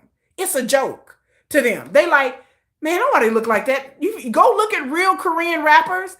They don't look like that. They are like, what? K-pop? If you are a fan of BTS and you've been a fan of BTS and their lore and what really happened to them, you understand how much flack RM and Suga got from the underground rap community, because they considered idols not real rappers. And nothing has changed in 15 years.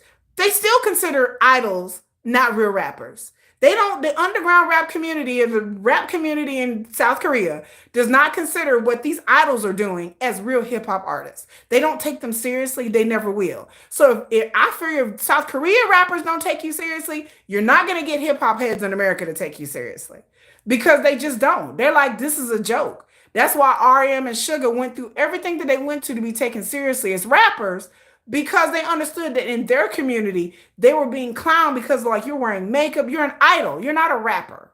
And again, that wasn't fair because RM and Suga had a lot of talent. But then again, I get where they were coming from. It's a place of jealousy, it's a place of envy, but then there's a place of hip hop. Real hip hop is not what these idols are doing. Now, like I said, RM, Suga, and J-Hope, what they are doing is the exception. But what these people are doing, it's not real hip hop. South Korean hip hoppers do not take that shit seriously. And what idols are doing. I understand K-pop fans take it seriously, but it's just, y'all, it's a difference. You go look up Korean hip hop groups. Tiger JK, Epic High, they don't look like these people. And these rappers, these idol rappers, they're not even considered rappers. They're like, oh, they're idols. You know, that's a whole different thing. Their style is different. The South Korean rap scene is very prominent. In the South Korean rap scene, they take themselves very seriously, and they do everything to not be associated with idols. They hate that shit over there. You say idols, they roll their eyes. Those ain't real hip hoppers. Those ain't real rappers, because really, on low key, they're not. Like they're not. But then and I try to explain this to K-pop fans. I'm like, no one's going to take you seriously looking like this and doing shit like this. Even in South Korea, they don't take K-pop seriously. Like, it's not a serious, not everybody in Korea listens to K-pop. It's still a niche kind of thing over there too. So I tell people, you know, hip hop is hip hop, but when you start throwing idols in it, and Hive, I can say everything, right? Say anything y'all want to say about Hive. Hive understands that. Hive got away from every group has to have a rapper. That's still a thing with the other agencies. Hive got away from that. They like, no, every group don't have to have a rapper. I feel like somebody pulled Hive aside and was like, look at here. I don't know who did it. I don't know what person, but I would like to thank that person or people. Whoever pulled Hive aside and was like, you know, you need real rappers, right? Like, you can't just throw a rapper, the person who speaks the most English, and make them a rapper. Maybe we shouldn't do that. Whoever said that to Hive or Bong PD or whoever came to that decision, I thank you, because that was the best decision Hive ever did, by not having all their groups don't have rappers.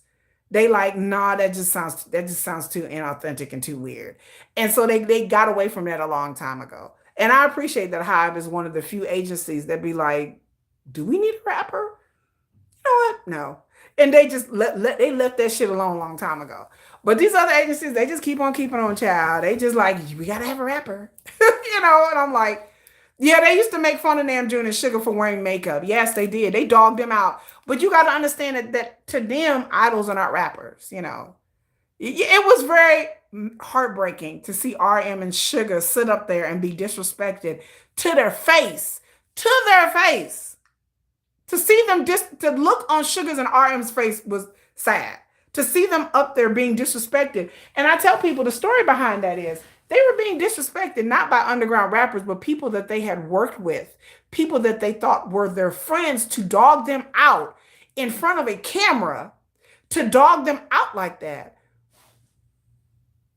it was maddening. Um, to Suga in particular, it was kind of like a smack in the face. I can honestly sit there and say that behind the scenes and in front of the scenes, people have clowned in the rap community in South Korea, BTS. The things that I've heard, I've heard things that, again, I've said things about Suga and his scooter incident and about the underground and the hip hop scene in Korea. And I understand why Suga and RM joined the group. I'm not faulting them for joining the group. They did not want to be broke underground rappers, because to be an underground rapper, yeah, and Suga said before he didn't want to be broke. And I said, that's right, baby. He didn't want to be broke. And hey, but, and then, yes, BTS have come out songs clowning them now, saying that because they were still catching, even though throughout the years, people may not have seen or heard from these underground rappers, but Suga and RM have explained in interviews and given hints in their songs that despite it not being made public, that behind the scenes, these people were still clowning them. So when I tell you about the Sugar Scooter incident, that people were like, oh, Sugar, oh my God, well, how horrible.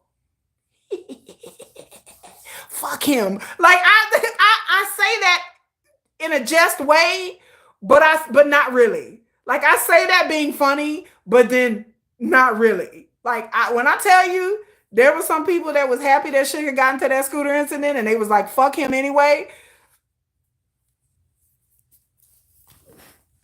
I'm just gonna leave it there. I'm just gonna say less. But I've always said that was the kind of sentiment. That was kind of what people were. Some of the underground rappers were like, ooh, Sugar got in trouble. Ha ha, bitch. Like, I'm serious. That's how it was, y'all. I'm telling y'all, behind the scenes, you don't see what happens in the industry. And it's still to this day, there is jealousy about BTS within the hip hop scenes about BTS. They still don't take them that. They still don't take BTS. They take them more seriously now than they did back then, but there's still a level of jealousy just because you're dealing with human beings. That's just how it is. Sugar's a real rapper to me, along with Namjoon and Hope. Yeah, they are real rappers, but it's just like Stray Kids.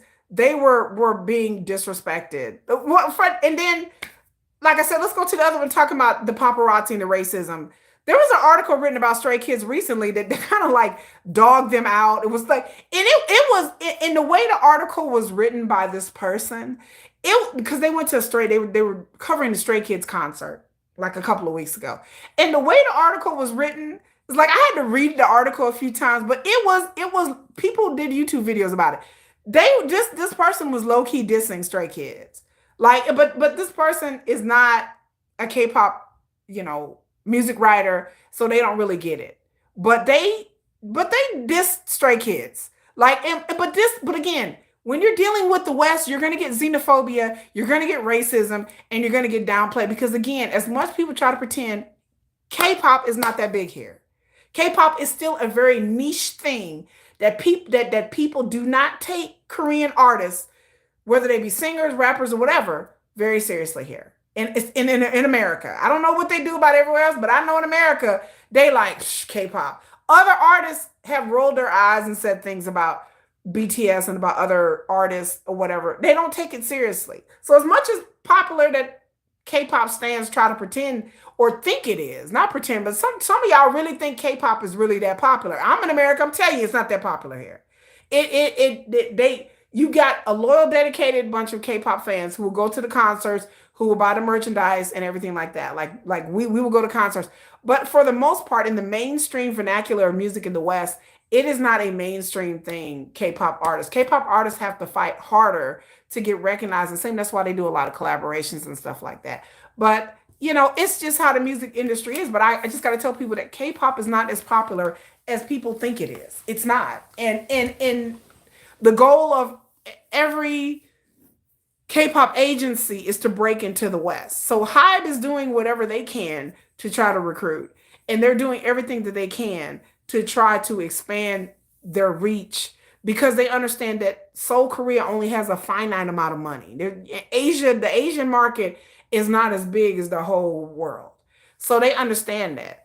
Um, and then they know that like the West is where the money is at. It's just true. There's more of us international fans than there are in South Korea and Asia. There's more of us. It's just a sheer numbers thing. But the thing about this is it's tricky in the West because our musical taste and what we like it's on a different plane of existence than K-pop. It's what's different. And so these agencies or companies are trying their best to try to figure things out. I mean, but they're a lot of times that they're failing. This hot sauce baby monster shit, all day project, baby monster. I don't give a fuck what anybody say. Nobody in the West is gonna take this seriously. They're just not. They're gonna look at this and like, are you kidding me? They're not gonna take this seriously in the West. They're just not. It's a musical genre. The 90s is coming back in South Korea, but it's not back here. We no. When it comes back here, then yes. But as it stands now, we like, oh God, no, let the 90s die, baby. I mean, I like the 90s, but it's just not, you're gonna have to come up with something better than that, boo-boo. And that's just how it is. But I want BTS. I feel like BTS pushed the industry forward, and I honestly, in my all heart of hearts, feel like the industry is regressing back to the same toxic, cultural, inappropriate bullshit that it was doing in the second generation. And the reason why they failed, they tried to do this in the second generation. They tried to bring all these artists to America, and people were just like, "That's corny. That's lame. That's stupid. That's corny. That's not authentic to you." And let it be. And then they need. I'm not hating. It's a business. It's a business decision. If you want to be successful in the West, you're gonna have to go. Rose was successful. You're gonna have to get some good collaborations. Number one. Number two. Besides collaborations with Western artists, because that brings eyeballs. I'm never gonna sugarcoat this shit. It ain't hating. It's business. It's a business decision. At the end of the day, the music industry is a business. The reason why people hate on Stray Kids, because Stray Kids is authentic. Stray Kids have good, fun music. It's not my type of music. I don't even like Stray Kids like that. But I acknowledge that ATEEZ and Stray Kids and the groups that have made it in the West did so because they have modern music. They have music that appeals to the West. They have music in a look that is modern, fresh, and whatever. When you watch ATEEZ in the fantasy, now I love ATEEZ, but I'm like, when they did Lemon Drop, the video, go watch ATEEZ. They're modern. Go watch Stray Kids. They're modern. They're not trying to put on an act or be something that they're not. The reason why the Stray Kids and ATEEZ continue to be popular is because their music is catchy, is modern, and is authentically them. ATEEZ in your fantasy. Come on now. Come on. Like this the song right here. Lemon Drop. ATEEZ number 1 on the Korean charts, and they climbing up the international bill. Why? Because they grown men making grown people music. They not making a ripoff. They not jumping around looking like an episode of In Living Color from the 1990s. They are like, okay, we're gonna be grown and sexy. That sells in the West. We like grown and sexy. We like our men to be grown and sexy and talk about things. You have to be dirty, you have to be smutty, you have to be nasty. Stray Kids bring the fun. Stray Kids come bring the oomph, they bring the fun. They did that song Truman. I was like, okay. They have real rappers who write their music, who produce their music. People you can tell in their music that this Stray Kids, that's them. You can tell that this is their music. Like, oh, this is their music. That they rapping and singing about stuff it ain't like yo, homie, we're sitting in the cut. Like it's just talking about either they looking good, they smelling good, or they talking about whatever. I like Stray Kids because again, people in the West can tell whether you're authentic or not. That's what got BTS over the hump. That's what got ATEEZ and Stray Kids over the hump. Yeah, they do what their fans like. They do what tells them as artists, not what JYP's doing. Because these other JYP groups, child, we had a whole conversation, me and Jennifer, about Kickflip, that new JYP group that was supposed to take over Stray Kids. I'm like, boo-boo, no. Nothing against Kickflip, nothing against them at all. But they're a new group. that came out in January, but they're going to need more time to develop their own sound. And right now it's just kind of all over the place. But yeah, you have to relate to your audience. Yes, you have to relate to your audience. You can't come out here doing whack shit from 1990s and expect Western audiences to go along with it, because we're not. We're going to look at that and be like, "Oh, no, that's corny." It may work in Asia, that because their trends in Asia is different than the West. Again, my take has always been what's in the West, because I'm in the West. I understand, and whether people want to acknowledge it or not, and I said it before and I said it again. If your group don't make it here, you ain't making no real money. Because that is the goal of all of these agencies. They want the next Blackpink. They want the next BTS. They want the next Stray Kids, the next ATs. They want a group that be able to tour internationally and not just Asia. That is the steps. They toured South Korea, then Japan, then the rest of Asia, then they're ready to go internationally. That is how the business works. That's how it goes. And if you can't keep up with the musical trends that happen here and have writers and producers that are telling you, okay, this is what's happening, you have to go to other places. You have to get out of South Korea or bring these composers and producers to you, because I'm sorry, you need Americans who produce American music to write an American type of music, because a lot of the producers in Korea, God bless them, they're talented, but a lot of them aren't really in touch with, okay, you need somebody else from the West who's a bit more experienced. Like, okay, just like J-Hope killing a girl. If you look at his credits and the J-Hope, the 3 songs that he came out with, he did collaborations. He went to LA and he met with producers and stuff, and they're like, okay, and he worked on the beats and J-Hope did his thing. But you have to bring something to the table that's new to K-pop, but also appeals to the West at the same time. And it's not easy to do. It's a hard thing to do. But then there's just some agencies that that's not their focus. And if you want to focus on the Korean market, I have no problem with that. But I'm just saying that you're not going to be able to you ain't going to make that Blackpink money. You ain't going to make that BTS money. Blackpink sell out stadiums. That's what everybody wants their group. They want their group to be able to sell out arenas and stadiums. That's your goal, is to bring it, because that's where the money is at. The money is not in doing Mnets. The money is not in being #1 on the K-pop charts. The money is selling to the Western market. Merchandise, touring. That's where the money is at. Brand deals. That's where your revenue is at. You're not going to bring in the brand deals and the things that you have to do by not being high profile in the West, because these brands are going to be like, okay, we need you to sell to the whole world, not just Korea, not just Asia. And that's just the nature of the beast. And like I said, without us Western fans, K-pop would not be successful as it was. It'd still be over there in Asia. It'd be this really, really, really small niche thing like it was in the third generations. First, second, and third generation, it was very over there. Now BTS came and blew the whole thing wide open. Thank goodness. Y'all should be worshiping at the Blackpink also came and blew this thing wide open. There are some groups that have had a little bit of success, like Psy. He had Gangnam Style. They've had like 1 or 2 hits but they weren't blowing it up. They weren't like being nominated for Grammys and all this other stuff. BTS opened the pathway to that. But I feel that since BTS is gone, K-pop has rested. They like, oh, okay, well, we can go sell out. It's easier for them to break into the West, and they don't have to try as hard. And I feel like since they've decided that they don't have to try as hard, their music has regressed back into this formulaic, cookie cutter, standard, real lame shit. And I think that like the industry is not going to move forward. They're going to continue to lose money if they don't figure out how to get this together. And I think a lot of them are waiting for BTS to see what they finna do.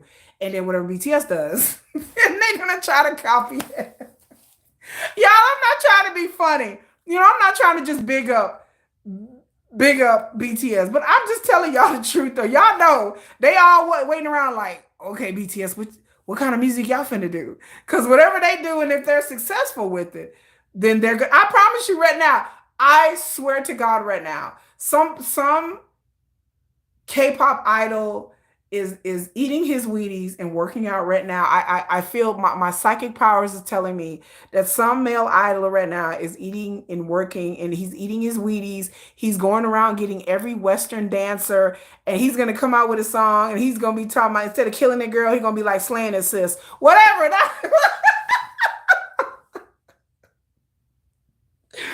Because they was like, well, J Hope came out and he wasn't wearing no shirt and he was dancing with girls. Right now, some SM executive is sitting here with his laptop going, okay, so J Hope, he's talking to some idol going, I'm going to need you to work out. I'm going to need you. We got to find some female dancers. We got to find some westernized female dancers.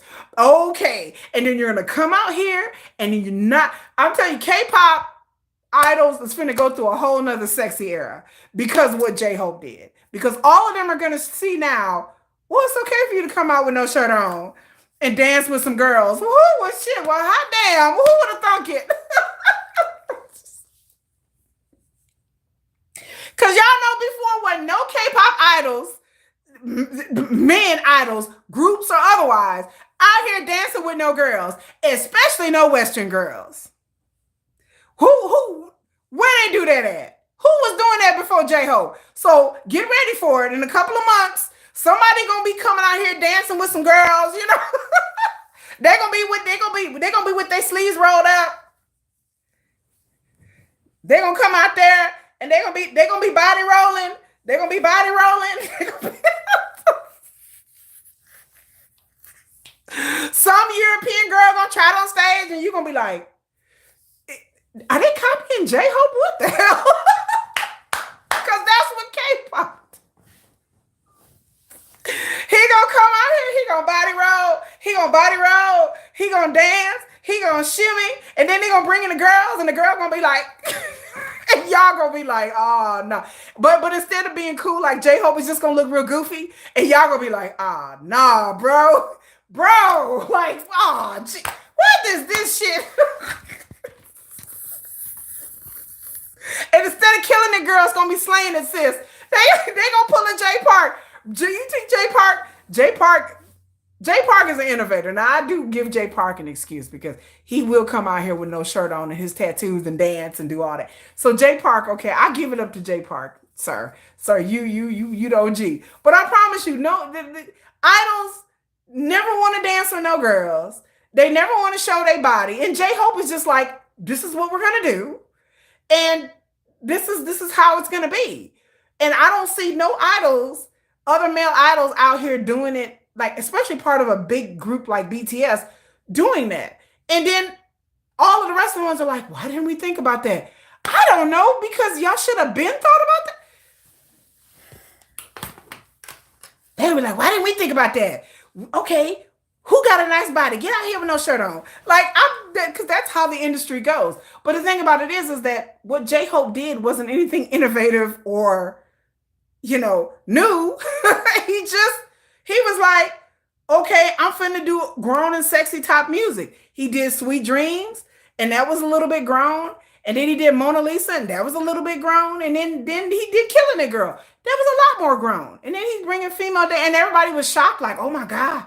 Oh, J-Hope, Oprah, and I'm like, why is this shocking when this is kind of like what R&B and hip hop kind of does? Like, you can dance with a girl, it's okay. You can dance.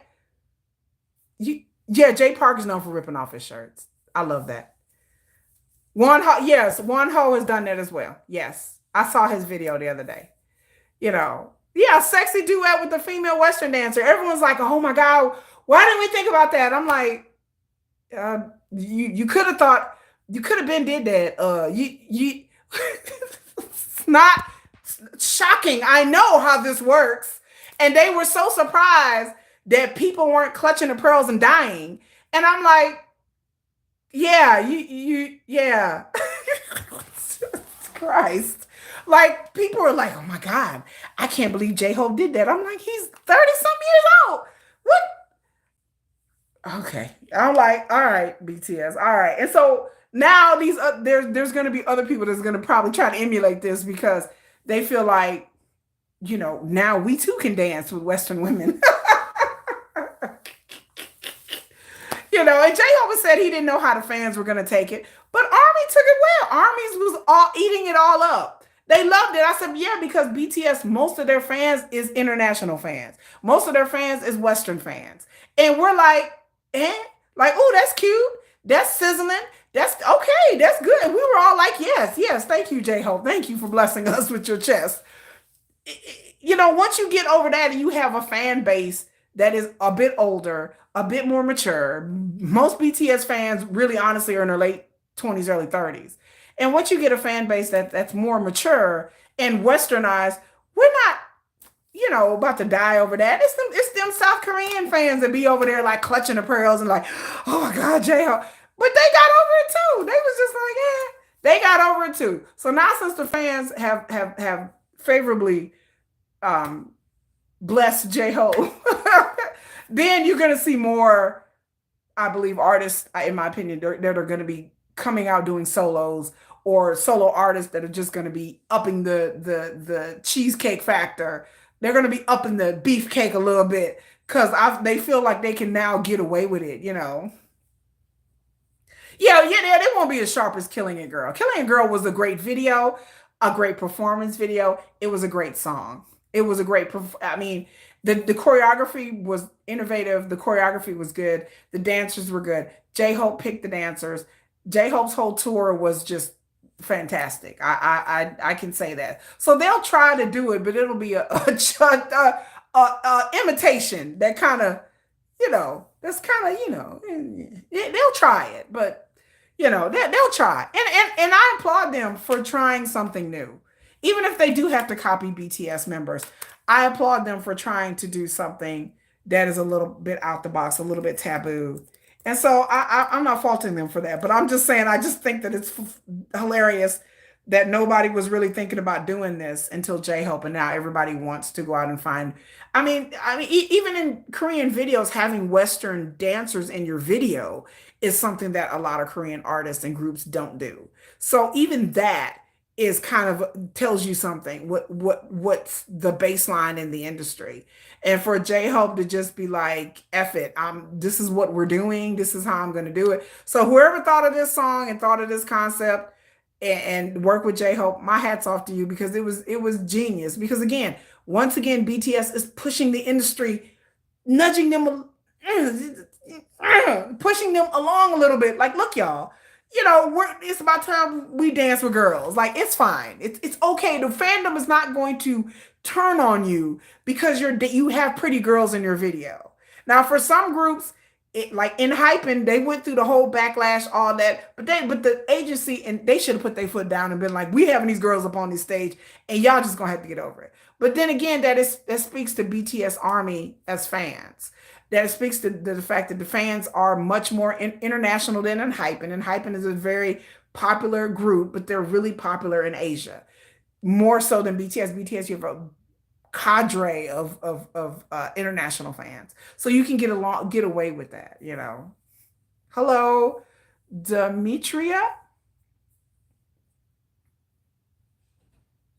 I don't know. You like your monster truck? What?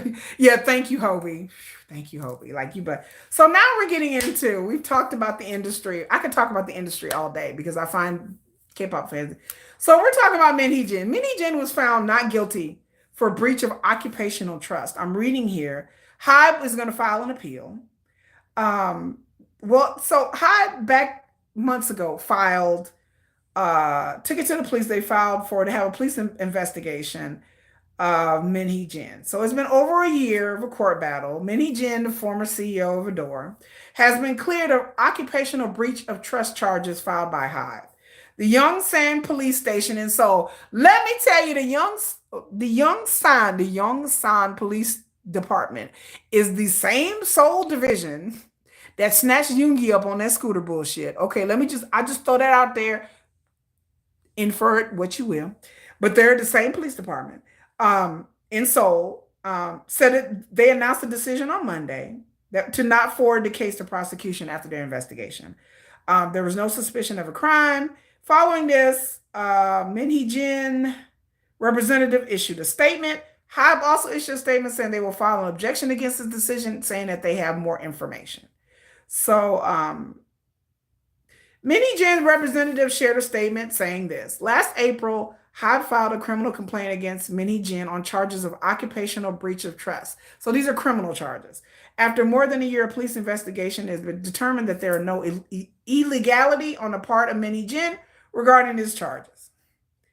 Hive issued a statement and they said our company plans to immediately file an objection with prosecution today. New development has occurred. New pieces of evidence have been submitted into related court proceedings. Okay, there's been a bunch of cacao messages that have come out during this investigation that Hive is saying that this is part of the new evidence. There's messages that Mini Jin has that's come out, and they are saying that these messages will further incriminate her. Hive said that the Seoul High Court handling the injunction determined that Mini Jin is in a position of intentionally destroying the integrated structure that was the premise of the exclusive contract. And they also added that they will also contest the no indictment decision through the appeal process. So objection, that's what they call it, an objection process. So this is a criminal case filed by Hive. I kind of felt like this wouldn't go anywhere. This has nothing to do with the other cases that they have. So there are several cases. Up next, let me go back a little bit. So let me go back. So I can't believe this has been a year worth of investigation. But yeah, she was found not guilty. Okay, let me go back and read some more. Oh, Lord. Okay, Hive filed a complaint April 26th of 2024, so this has been more years ago, accusing Mini Jin and ADOR executives of attempting to seize control of the company. The complaint was based on Kakao Talk messages purportedly suggesting a plan to take over management rights. Mini Jin countered, saying that the takeover was structurally impossible as Hive holds 80% stake in ADOR. They also argued that there was no attempt to harm the company's value or commit any act of constitution a breach of trust. The company, Hive, emphasized that the police has previously dismissed complaints filed by Min Hee Jin, in which she accused 5 Hive executives of obstruction of business and defamation. So yes, Min Hee Jin had also filed previous complaints accusing 5 Hive executives of obstruction of business and defamation, and the police dismissed those as well. So Min Hee Jin still faces civil litigation by Hive subsidiaries such as Source Music and B-Lift Lab.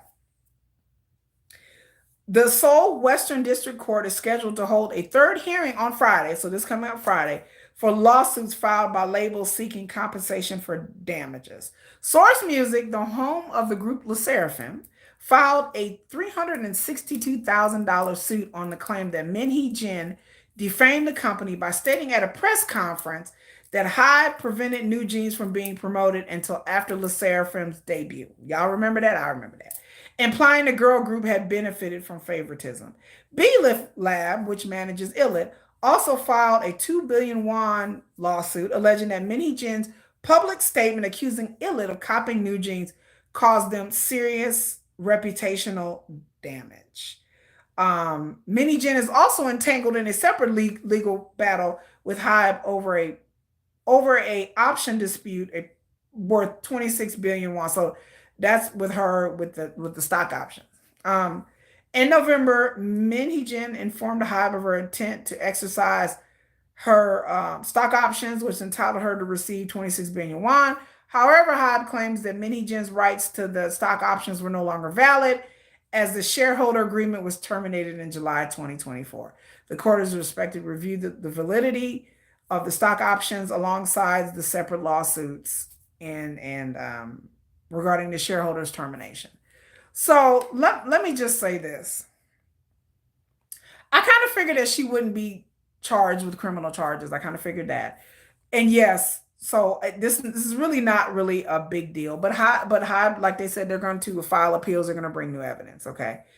What I want to talk about is the upcoming other court case. You know, there's a Le Seraphim thing. Their source music is trying to say that she defamed Le Seraphim. We'll see if that even sticks. I don't know.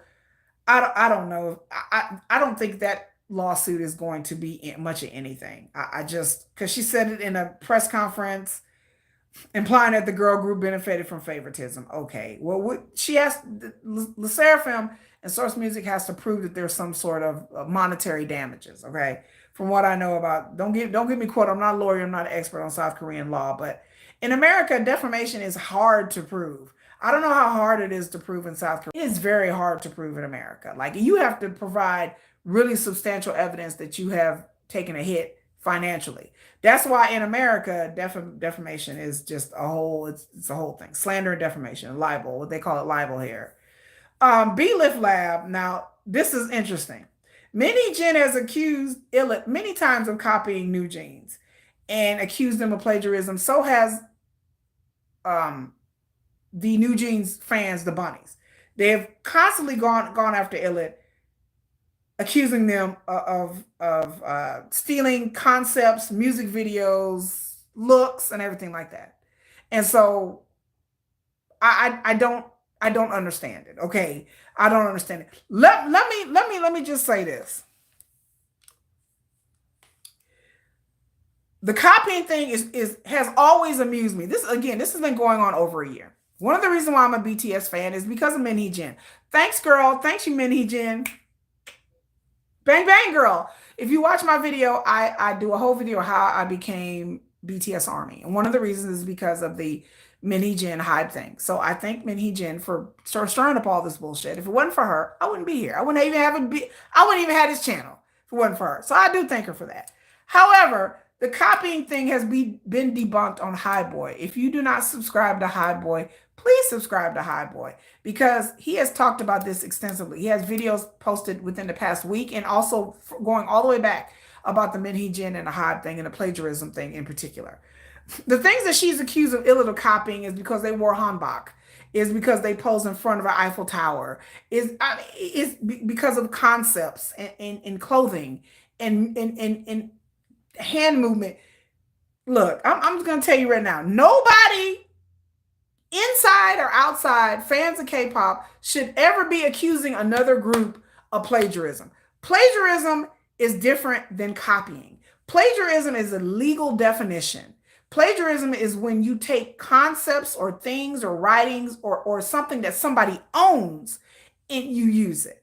You can copyright music, you can copyright designs, you can copyright things that are in your name, things that you own. Hello, Sonia. Things that you own. That is plagiarism. If I did a Sugar song on my channel, right? The song is, check that song out, by the way. I did a video. It's a Sugar song. But it's my original song. I own the copyrights to that song. If somebody would take pieces of that song and lyrics of mine and use it for their videos or anything like that, I could file a copyright claim. If somebody would take that song and they would say this song is theirs and they would release the song, I could come back and say that's plagiarism. You've used lyrics, you've used beats. All of that song is my own creation, okay? I have artwork that is my own creation. If somebody copies my artwork and say this is theirs now, it's not. I would have to prove it in a court of law that this is my artwork. It looks similar to this. And then a judge or a jury would have to determine how similar they are, but I own the copyright. The same thing about it is hard to copyright. You can't copyright style or dance moves. That's not plagiarism. You may consider it copying. That's another argument. Plagiarism is when somebody uses or copies something that you own. ADOR, Hee Jin, New Jeans does not own dance moves. They do not own hanbok. They do not own the Eiffel Tower. They do not own hand tutting. This is something that the fans going on and on about plagiarism. I'm like, okay, but you can't own a concept. If you do a schoolgirl concept and somebody come in with the same another schoolgirl concept, you don't own schoolgirl outfits or schoolgirl clothing. So it's not plagiarism. it may be considered copying, but it's not something that's illegal that you can sue civilly about. You can own plagiarism is only something that you own, something that you own. Okay, so that's what people are missing. In music, in art, no matter what country it is, people have taken elements of certain different things and rewritten them or made books, like Game of Thrones. Game of Thrones, George R. R. Martin wrote Game of Thrones and did Game of Thrones TV shows, and he owns the character's name. He's copyrighted that. But the concepts, the medieval concepts of dragons and everything like that, nobody can sue him and be like, he used dragons because I put dragons in my book, and my book came out before George R. R. Martin, and he put dragons in his book, and I put dragons in mine, so he's copying. Knowing damn well that dragons go way back before you, before me, before you, before everybody. So if I come out with a book about dragons and the mother of dragons, and I do that, yeah, he can copy it, but I don't own dragons. That's not something that anybody, a concept that anybody owns. Same thing with Hee Jin. They don't own the concept. They don't own school. They don't own crop top shirts and baggy jeans and t-shirts. That's not a thing. Like, you don't own those looks. As a matter of fact, let's keep it all the way a buck. No, again, nobody in K-pop should be accusing anyone of plagiarism, not unless you're ripping off someone's lyrics and music, because all of K-pop, I'm gonna say it again for the people in the back, y'all ready? All of K-pop is plagiarism, according to these stupid fans' definitions. K-pop itself is not original. If artists would come back and started suing K-pop, the business would be dead. I'm gonna say it again. If Western artists in Mexico and artists in Europe would really want to take, if plagiarism was so easily to prove, if copying somebody was plagiarism, then K-pop would be out of business because they would be sued into poverty. Because every concept, almost all the music is not theirs. When I'm watching an ATEEZ video where they're wearing ATEEZ song Outlaw, they're wearing country western things. That's not Korean. That's not Korean. A cowboy hat and a cowboy, that's not Korean. That wasn't invented in Korea. So nobody owns an outlaw concept or dress. So nobody can sue for that. But the idea that there is some level of originality in K-pop, I'm here to tell you it's not. I can look at almost every damn K-pop video because I'm old, and this is what old people do. If you old on this live stream, high five, old people. If you're old and you know it, clap your hands. Shit, because I'm old, okay? I'm old as fuck. So I understand what I'm looking at when it comes to K-pop. I can watch New Jeans in certain groups and be like, oh, that's TLC, that's SWV, that's In Vogue. Why? Because I have a working knowledge of old music because I'm old. I understand westernized music. K-pop, I'm new to K-pop, but I'm not new to music. I grew up listening to music just like everybody else did in the West. So I can look at concepts and stuff and be like, oh, well, that's Backstreet Boys. That's NSYNC. That's Prince. Who the fuck ain't copied Michael Jackson? I will wait. I'm gonna sit here and wait. Y'all tell me which major groups out there, first generation, second generation, third, all the way to the fifth, who ain't copied Michael Jackson? Who hasn't copied the King of Pop? Who ain't copied Usher and Chris Brown? Yeah, the K-pop fans are like kids. They've copied. They copy each other. Who hasn't copied BTS, Stray Kids, Blackpink? Who ain't copied these groups? I see concepts that Stray Kids done. I see stage performances. I see fonts. Hee Jin was claiming fonts. She was claiming fonts. Well, this writing is on this billboard, look like this writing. Do you own the font? No, she doesn't own a font. Who owns a font? So if I write something, if I do a thumbnail and I use New Times Roman or whatever my fonts, she copying me. Plagiarism. You don't own the font, lady. You don't own the writing, the text, or how it's written. If I use colors, if I use purple and blue and green, what is BTS gonna be like? Plagiarism because she used purple. Okay, well, BTS doesn't own purple, so I can use purple. You can't claim plagiarism for something that you don't own. Hee Jin was talking about fonts and hairstyles. Well, they had long dark hair. Okay, so did all the million other ladies in Korea. So everybody that got straight long hair in K-pop, they're copying New Jeans? Every So if a girl group come out here and have some damn bangs, what is Lisa gonna be like? Plagiarism, they got bangs, bitch, I got bangs. Okay, Lisa, you weren't the only person you didn't invent bangs. You don't own bangs. And yeah, other K-pop singers have had bangs before you and will have after you gone. You don't get to claim concepts. They're not yours. You don't own bangs or hairstyles. Hanbok. Okay, so if I wear hanbok, plagiarism. There have been plenty of girl groups that were hanbok before New Jeans, before Illit, before them. There's plenty of girl groups that have had long, straight, dark hair for years, for decades. People have pulled up videos from old K-pop videos, Red Velvet, and K-pop singers in 2016 that did these same types of things. That basically, and then the biggest thing with New Jeans, it turns out they copied some Mexican girl group called Jeans. And I'm like, how you gonna claim somebody copied something when you've copied it from somebody else? K-pop, please spare me, okay? Please, like, I thought this was a joke. Like, I cracked up laughing, and I'm like, I was dying. I was like, what? She claiming that they plagiarized. I said, wait a minute, what? I said, all of K-pop is plagiarized. All of it. These concepts in these videos have been done by somebody else in the West. Almost all of them. I see, and this stems from these fans online.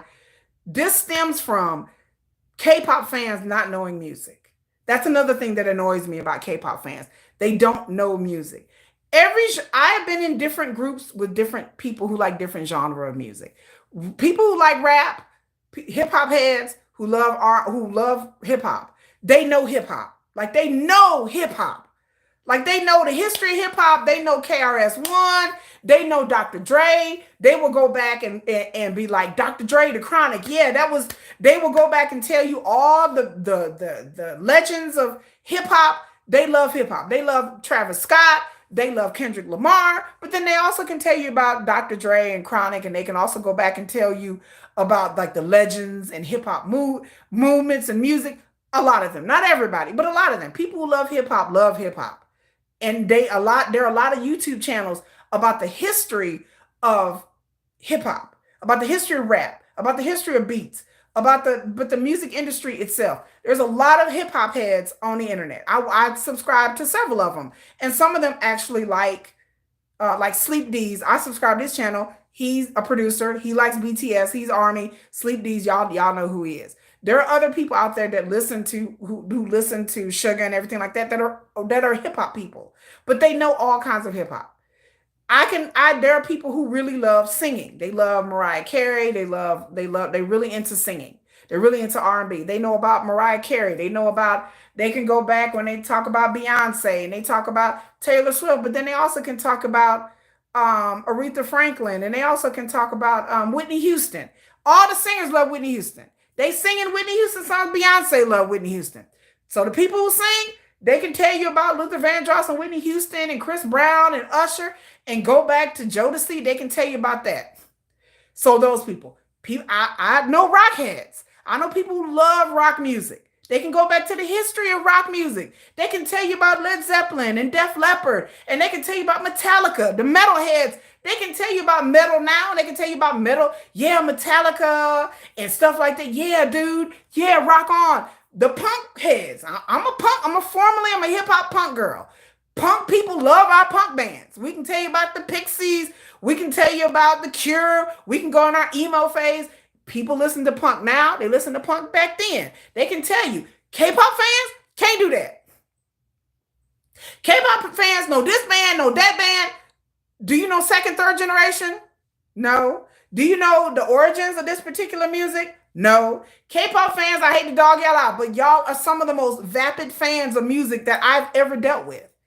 I can talk about old hip hop with hip hop fans, whether they like Kendrick, whether they like Travis Scott, whether they like Doechii. I can bring up an old artist from back in the day in hip hop, and if it's somebody big, everybody know Dr. Dre.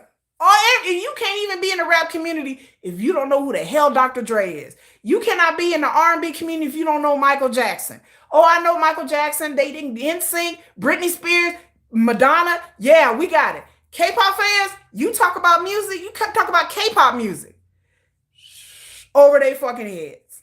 They don't know nothing about what came before. Nothing. You quiz them on it, they like, what group? Even I'm not a K-pop aficionado. I'm not an expert. But you ask K-pop fans, so what second generation groups you know? They like, they don't know. So my imploring the K-pop fans is, and they disrespect the older groups all the time. Damn right, Andy. And they disrespect the old groups that came before them. And so when you talk about Hee Jin, you talk about the bunnies. Yeah, going hard on y'all bunnies. Y'all don't know shit. Y'all talking about concepts and stuff that came way before in Korea. In Korea. How do you be a K-pop fan and don't know 21? I know 21. I'm not an expert. How you be a K-pop fan and you don't know the things that Girls' Generation did? How they were the biggest thing in South Korea. Girls' Generation, like even I don't even like girl groups, but I know that Girls' Generation is a legend. How do you not know what Big Bang did? How do you be a K-pop fan and talk about concepts when these concepts I see are like, oh, they were doing it first? How do you not know about YG and how he started his label? Because he was in how do you know that he was not part of the, what is it called? What's the group called? The Seju Boys. How do you not know that this was one of the biggest groups that started a progenitor of hip hop in Korea? How do you know that the owner of YG is a legend? He is a whole ass legend in the industry. How do you not know JYP is a legend in the industry? That he was part of the business. He was in a famous group too. How do you like K-pop and don't know about the concepts, how these concepts came to be? I do videos about the history of K-pop, and like I talk about the light stick, I talk about the history of the music, I talk about the terms, because I'm surprised that when I look around on K-pop channels, I'm like, where's the people talking about the history of K-pop? I can find the history of rock, rap, R&B, folk music, country. I talk to people who like country, and they can tell you about Morgan Wallen, and they can tell you about Waylon Jennings. They can go back and tell you about Crystal Gale. They can tell you about Garth Brooks. They can tell you about country music.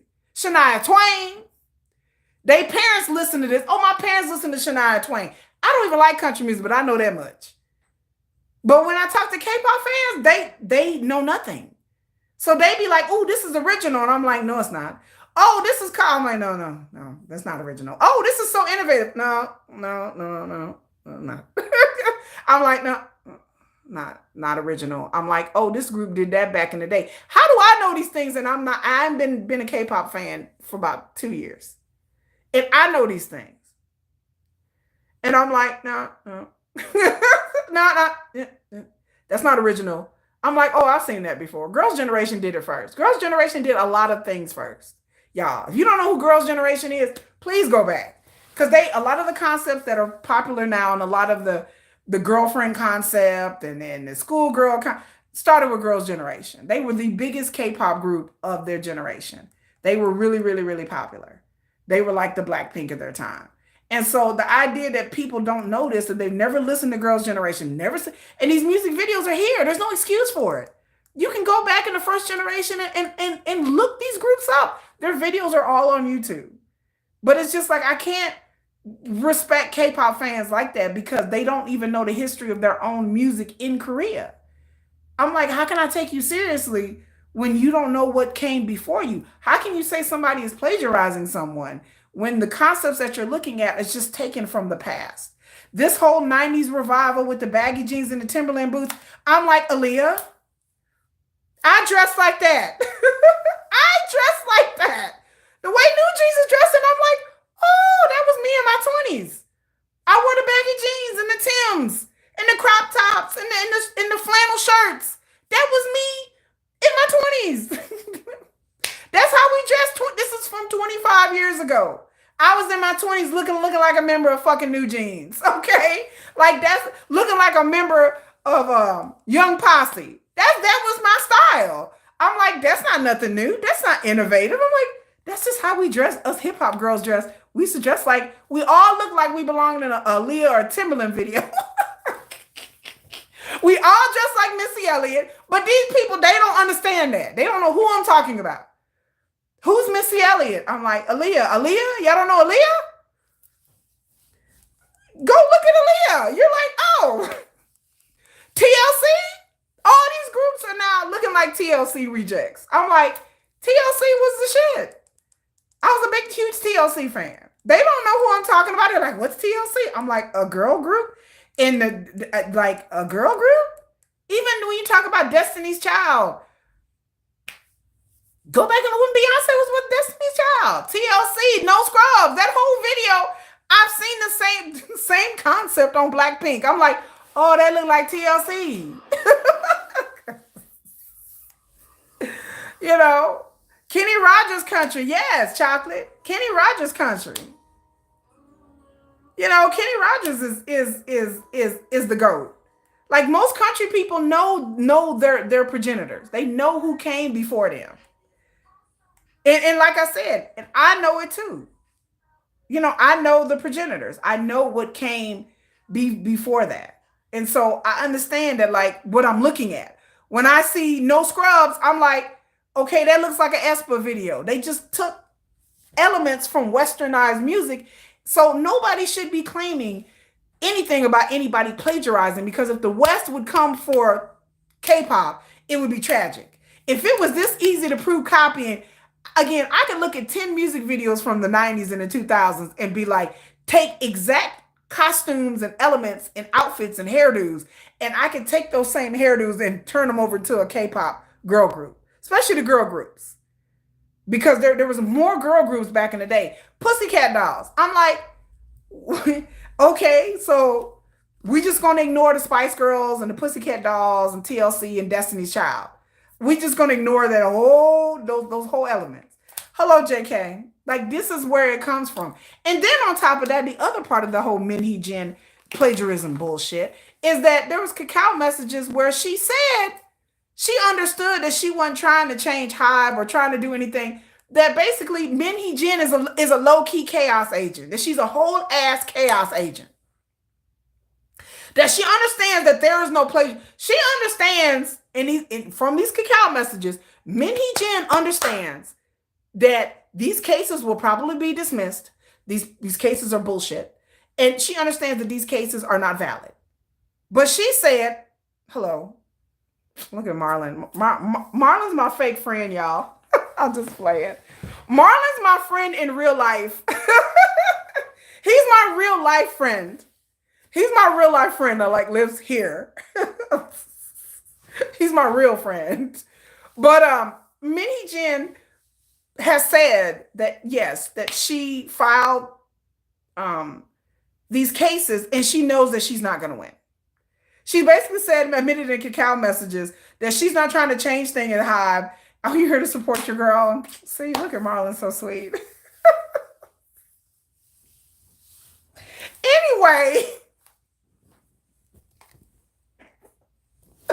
Anyway, okay, you done distracted me. Okay. I'm so distracted now. Okay, I'm distracted. Okay. Anyway, Hee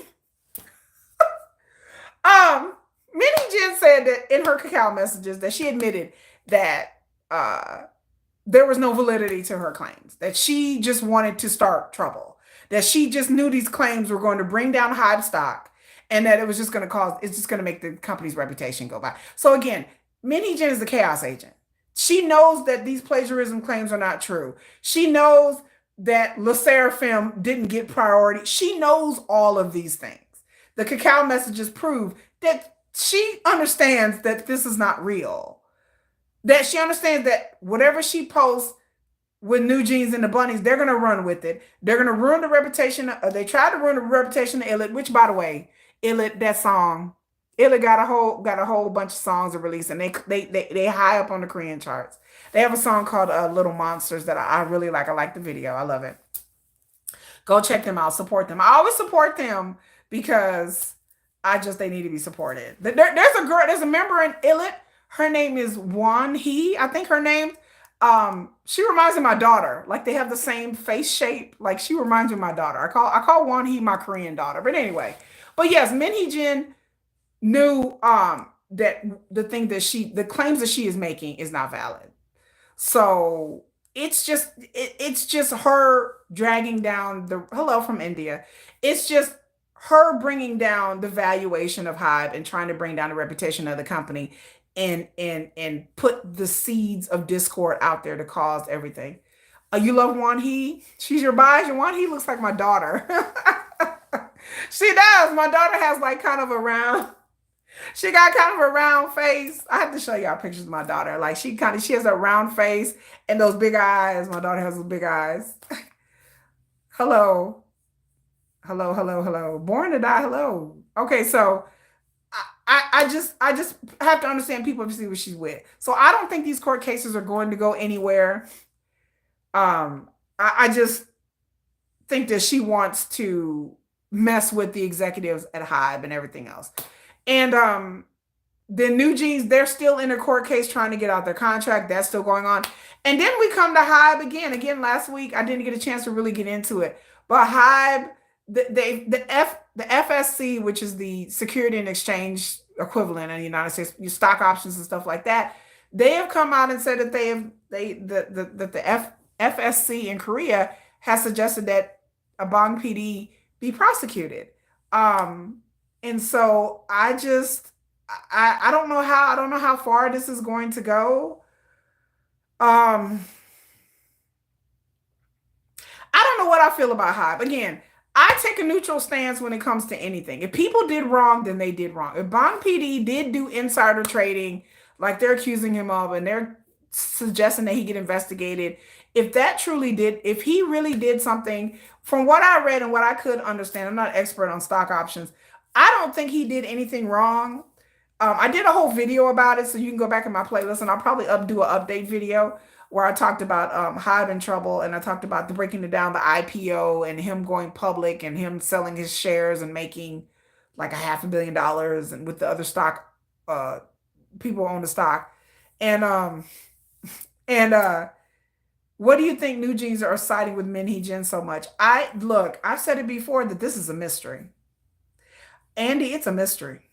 I cannot look. The things that I read that Min Hee Jin said about New Jeans in the cacao messages, calling them bitches and calling them whiny and annoying. If anybody would say those type of things about my daughter, it wouldn't go over well. I would not be backing her. However, I do have a few theories. I've said it before. I think Min Hee Jin played the parents. I think she pitted the parents against ADOR and Hive. There's proof, evidence have come out online and in the cacao messages that she had other executives telling the parents that Hive was doing certain things, and then she would turn around and say it. So I think like the parents were told that their daughters were being slighted in some way. And of course, the parents are going to take their daughter's side. They want what's best for their daughter. But like I said, me being a parent, I could never see any scenario. Like I thought about this long and hard many, many, many times. There is no scenario. I'm trying to think of any scenario in my mind that would make me side with Min Hee Jin. And I come back to saying no, unless the parents were told that this was going to be easier than what it was. Unless she told the parents, and some investors told the parents, look, if we can just get your girls away from ADOR, y'all can be the next BTS and blah, blah, blah. When you start throwing money into things, like I said, money make people funny. And parents do get greedy. And don't ever think that, the stage parents don't exist. There are parents out there that desperately want their kids to be famous, that desperately want their kids to bring in income and money. And I don't know these parents, but I can speculate. But there's nothing in my right mind. I would have to have hardcore. Somebody would have to be doing something to my child, like illegal. Like if there was some executive that was, hitting on my daughter or doing something like disgusting, then I would be trying to get my child out. But not getting brand deals and then accusing ILIT members or not bowing to them or saying hi to them. Honey, okay. I have opinions about that too, but I can't really fathom why they did this unless she offered them a really big check. That's the only way I could see me ever taking this lady's side. I would see the moment Hee Jin got up there and did that damn press conference, I knew what it was. I knew what time it was. I watched her and I don't understand Korean, but I watched her body language and I watched it and I said, oh, I know what this is. I said, oh, she acting. I said, oh, she an actress. I said, oh. And then they provided the translation of her first press conference. And I sat there and I was like, surely no one believes this chick. And I was floored that the Korean public went along with this. I was dumbfounded because I saw through her day one. The moment she stood up there and crying, had the green makeup on, the hat pulled down, I said, why is she dressed like that? Why is she a CEO? Why is she acting like that? What CEO acts like? Why is she? I was like, oh, this is theater. I saw she acting. I said, I see what she's trying to do. She's trying to sway the public. I immediately knew what I was looking at. I'm a grown person. These parents are grown people. And I understand they're looking out for the best interests of their children, but still though, I'm still on business. No matter how much I love my kid, not unless you're doing something to harm my child. I am still on business. I'll be like, Hee Jin, we signed a contract. And you're telling me what we got to do but what if we file a breach of contract and it doesn't go well and we end up having to pay? These are questions and things I would say as a parent. So what does this mean for my child? Like, okay, so we're going on hiatus, we're not performing any music. Oh, no. Oh, no. Nope, get me out of this situation. Nope, I'm gone. I would have sat my daughter down and said, look, we have to look at what's best for us. And this is not going well. This is not going well at all. It's going to look like we are not going to win this court case. We're going to end up paying all this money back. This is going to affect your career. Man, like I said, I don't understand these parents. I stay on business. If my kid wants to be in this industry, I get my own lawyers. Hee Jin, I got lawyers. No, hold on. No, me and my child, we're going to get our own lawyers. How about that? And I need them to go over the contracts, and I need separate legal counsel to inform me and tell me what's going on. That's what I would do as a parent in this situation. I need separate legal counsel. If anybody's sitting here telling me I got your child's best interest in heart in the music industry, that's a naive, crazy stance to take. I don't trust anybody with my child in their career, even less. If my child really wants to be famous and they've been a trainee and they've worked hard, I'm going to do everything in my power to keep my child from being sued and be on the up and up. I wouldn't give a damn what Hee Jin is telling me. No, I don't trust you. I don't trust you with my child. I don't trust you to look at my child's well-being. I'm my child's parent. And I would pull my kid to the side and be like, this is what we're doing. We're looking after our own best interest. I don't care what these other 4 members of this damn group is doing. I understand they're your friends. I understand they're your bandmates. Okay, but we are not going down with this ship. I would have pulled a 50-50 in a minute because y'all know 50-50 then came out with 2 whole albums and they on the charts. And that one member, her parents told her, When I followed that whole 50-50 thing before I became a K-pop because I was fascinated. And all those other members tried to sue the management company, and that one girl said, Her parents got with her girl, snatched her ass up real quick. Her parents was like, nope. They see the writing on the wall. They said, nope.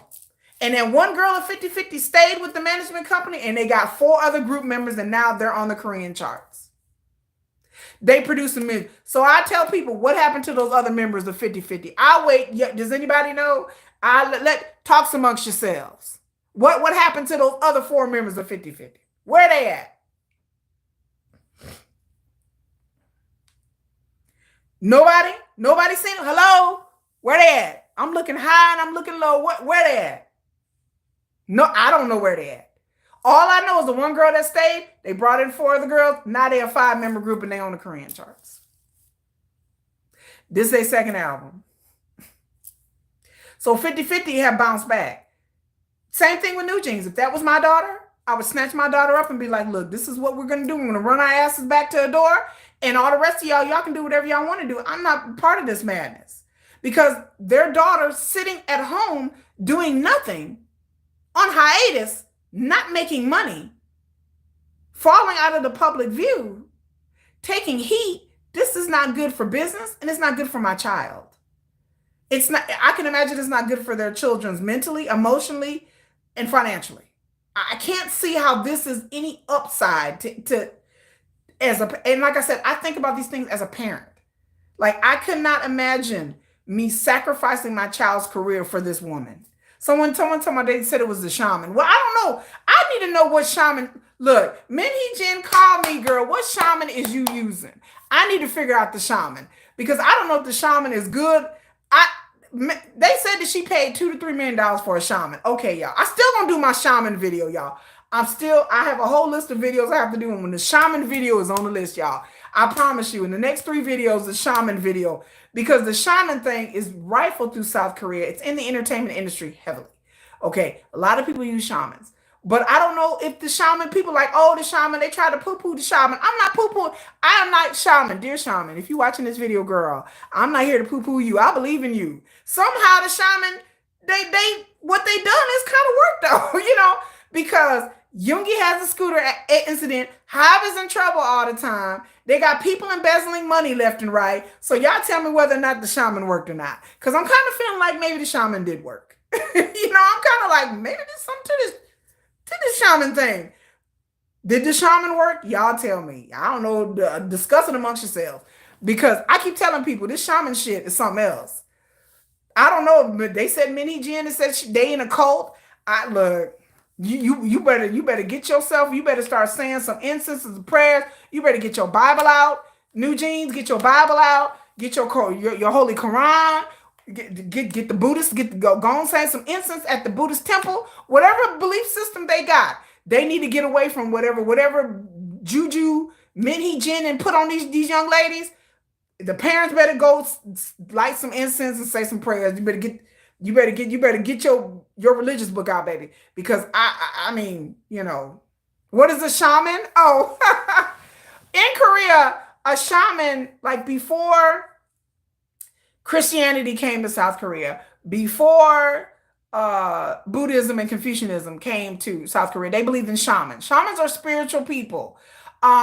Shamans will say prayers. They will write things down, and they will set it afire. They're pretty much like, I guess you would say, witches. I guess you would say. It's a psychotic scammer selling lies, or Andy says that's another way of putting it. So in South Korea, and not just South Korea, but there's a lot of people that use witch doctors and shamans. It's in Native American religion. It's in African ancient religions. They have spiritual people, shamans, witches. Most of the time, shaman is a woman. There are male shamans, but most of them are women. And if you pay them, they can make your wishes or your dreams come true based on what it is. The Hee Jin supposedly paid up to $2 to $3 million for a Korean shaman. This is all in the entertainment industry. There's business people that use shamans. There are people in Korean industry at different levels. They go to shamans. Some of them go to shamans once a year to bless their new business. Some of them invite shamans on their property to bless a new property, their new home or whatever, if they believe so. Some people go to shamans and they ask shamans for certain things, and you got to pay. And the shamans will say prayers. They will say divinations. They will do all kinds of things. They ask you what you want, and they'll also give you advice. So Hee Jin apparently went to the shaman to put some juju, to put some bad juju on Hive, to make bad things happen at Hive. and things to fall in her favor. As to whether the shaman worked or not, everybody laughed at the shaman, but Hee Jin been working with this shaman apparently for 2 to 3 years. So she's been behind the scenes using the shaman, using the shaman, using the shaman, a little bit here, a little bit there. So again, some people says it's a scam, that it's basically just psychological. Some people believe in the shaman. Some people are skeptical. Some people are like me, are like, I don't know if the shaman worked or not. Because again, when Hee Jin came to Hive, it just seems like all of this stuff that's been going on for the past year and a half have really brought down Hive and has really affected Hive in a very negative way.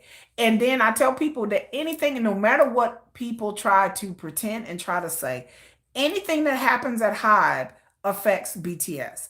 And I keep telling people that. People like, that ain't got nothing to do with BTS. I'm like, it has everything to do with BTS. Even RM said it in his Weverse, that while he was in the military, he was hearing the things that were happening with the company, and it mentally affected him, that he was worried about it. He couldn't do anything about it. So again, we only see what the media is reporting, but behind the scenes, I'm sure there's much more to all of this story, that we only see what the media sees, what people reported. But behind the scenes, we don't, unless you work for Hive, I don't work for Hive, that there's probably more to all of this than what we know. We don't know how much BTS owns a big hitter Hive. That's something we don't know. I've told people before over and over again. I'm sure that BTS owns a lot of shares and a lot of stock in Hive and Big Hit. And I'm sure that when all this stuff is dragging the reputation of the company, this is tanking their stock, this is affecting their money, and then everything else is just kind of like a snowball. And so what happens at Hive does affect BTS. It affects their revenue, it affects the money that can be invested in their promotions and everything else. So Hive's viability as a company is very, very interesting to me and important to me, because if Hive tanks, then all the groups and the employees at Hive all suffer. And all because of one person that they brought in that was supposed to elevate Hive has ended up inadvertently sabotaging Hive on so many levels. Now, I'm not one of these conspiracy theorist people that see Hee Jin everywhere. Anytime something bad happens, people are like, it's Hee Jin. I don't take it that far. But I do find it very interesting that there are things that happen that I feel like are coincidence, but then I kind of feel like it's not a coincidence. I'm like, what that happened? They're like, that's interesting. Like over the past year, I've seen more and more things that have happened that are so incredible to me that I feel like, well, maybe that's not a coincidence, or maybe somebody is behind all of this. Hive keeps being dragged in the mud in the Korean media. I just like, Hive can't even sneeze incorrectly, and people are so quick to drag them. And I understand people like, well, it's jealousy, and so I get that. But there seems to me, in my opinion, a concerted effort to bring down the reputation. Who believes in shaman in 2025? Apparently Koreans, a lot of Koreans do. It's a whole thing. And when I mean successful people, smart, successful, educated people. Yes, shamans are used by like average everyday people, but the smart and the chaebols, they use shamans. Like, it's a whole thing. Like when you see shamans in K-dramas, they barely touch on it, but it's rifled through the entertainment industry. I didn't know how big it was until I started doing research. But I just feel like Hive is catching the L's left and right. I feel like Hive is so put upon right now that I don't know if they're going to be able to claw their way out of this. Like, I don't know what's going to happen. Like, I can't even tell you what's going to happen. I don't know what's going to happen to New Jeans. I can only speculate. And there's certain things I just feel like I'm missing something. Do y'all feel like that? I feel like that. When I think about New Jeans and Hee Jin, like I don't want my brain to go to something sinister. Like some people, like I can't go there here. But my brain really thinks that like there is something we're missing in all of this that has not been put out to the public. Because I agree, like Andy said, why would the parents go along with this? I just feel like in the beginning, there's something nagging in the back of my brain going, there's something more to this, and I don't know what this is.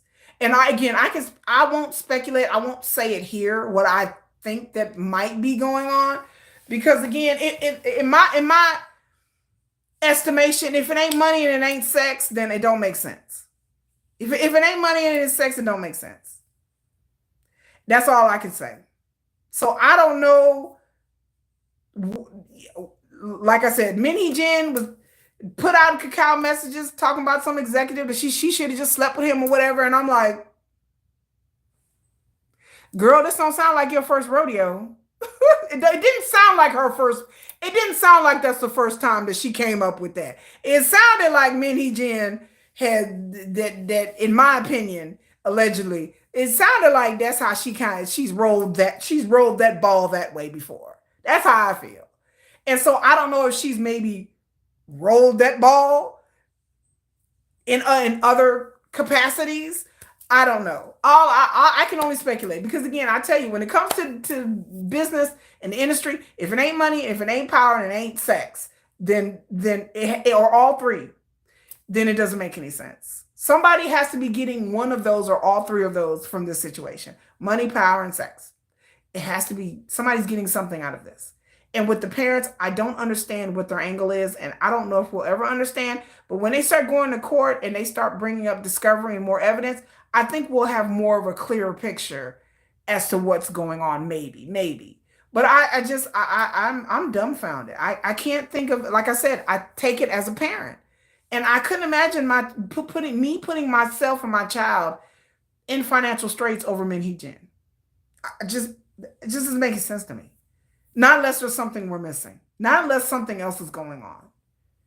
And like I said, yeah, y'all can blame the shaman if you want to, but I like there's something. I'm like there's something else going on here that just doesn't. It logically and business wise, none of this makes any sense. It just doesn't make any sense. This is like, why would they go down? Why would they keep on with this unless somebody is promising them something really, really crazy?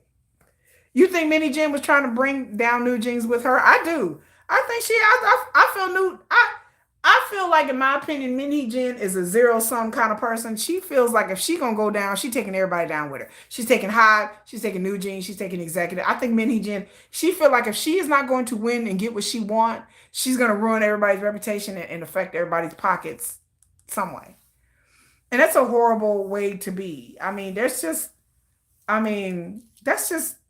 terrible. A terrible person like that has gotten a hold of Hive. And I don't even, like, some people questioning how she even got hired with Hive. I won't go there. Y'all, I'm going to let y'all go there. I done heard all kinds of things, all kinds of theories that I don't know. I'm not going to theorize. But I just like, okay, so how did she get a job here? And I keep reading, and I'm like, okay, I know she worked at SM, but even at SM, I heard allegedly, they didn't even like her ass there. They didn't like her at SM. I heard allegedly that when she was going to go to Hive, that people from SM executives were telling executives from Hive, don't hire them. And then when Hee Jin went, y'all, she took people with her, allegedly. Well, not allegedly, because y'all know that some of the executives who have gotten in trouble for embezzling money from Hive, allegedly, some of these executives that have done crazy things at Hive either knew Hee Jin or came from SM. And they knew Hee Jin, allegedly. Let me get off this live stream before I get in trouble. Allegedly. That's what I heard. That some of these people who still work in Hive came from SM and knew Hee Jin. Hello, Katie. So, are you a new sub? Thank you, Katie. Hello. So, allegedly, that's what I heard. That she brought people with her. Which happens, it's not anything unusual in the business in South Korea. Nothing unusual.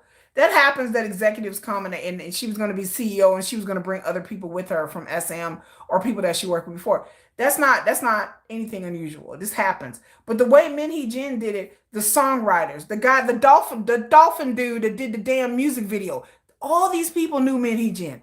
All these people was friends with her. So from the stylist, some of the people on the management team, I heard allegedly,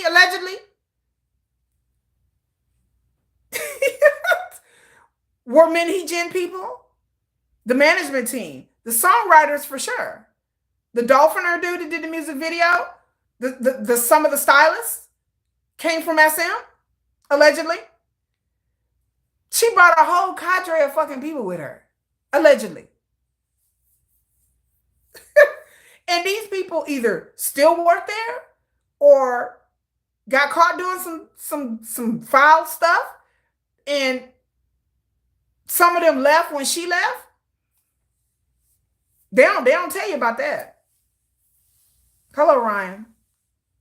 Hello, Dave Mel. Cool. You miss New Jeans so much? Oh Lord, okay. And so some of these people came with her over from SM, or they knew her and worked with her previously. So she brought in her own people. Ryan, I promise you, baby, you're probably 12. How old are you, Ryan? Let me put it. How old are you? But yeah, so I don't trust. And then there are people knowing that the people still working at Hive that are friends of hers is still there.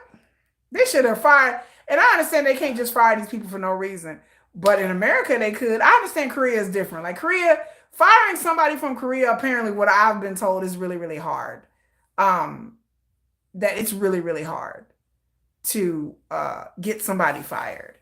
And so it's not like here in America. Here in America, they just drop you. They fire you. Just who asked number on YouTube Live? I promise Ryan is probably like 25 or something, or under 25. Put it that way. JK. But I just, I understand people bring like their own people with them. But I just feel like, oh, if you 12, I'm definitely reporting you then. You don't need to be on my live stream. If you 12, you finna get bounced off. No, shit is like my kids coming on my live stream. You got sidetracked looking for a premium photo. It's okay, girl. But I just feel like, that like this was kind of like a setup kind of from the beginning. But like I said, I don't want to get into conspiracy, because I don't get in conspiracy. I just go about what's the facts of the case, what's been reported. And I am dying for the discovery, because I'm dying to see the cacao messages. Okay, you're listening. I'm dying to see this cacao. I'm dying for a discovery when the court case started and they start having all of these cacao messages and things released. I'm dying to see what these messages, what it has to say. Right. Thank you. Thank you. Somebody, Sienna. I love that name. And I wanted to show the real Minnie. We've in the cacao messages I've seen. She knew what she was doing, and she's not a very nice person. She's not looking out the best interest for these girls. They were just kind of using some sort of pawn game with her. Because again, Hee Jin, there's nothing wrong with Hee Jin's talent. I always said that Hee Jin was talented. I see the other groups she worked with. She was talented because she wasn't that talented. But she was talented as a creative director. Hee Jin wanted her own company, and she wanted it off the backs of HYBE's money. She wanted it off the backs of HYBE's money. And when it comes to the backs of HYBE's money, we all know what that really means, ladies and gentlemen. Armies, we all know. When somebody trying to get her a company off the back of HYBE's money, we all know what HYBE's money really is. Damn it, BTS. I don't care what any of y'all got to say.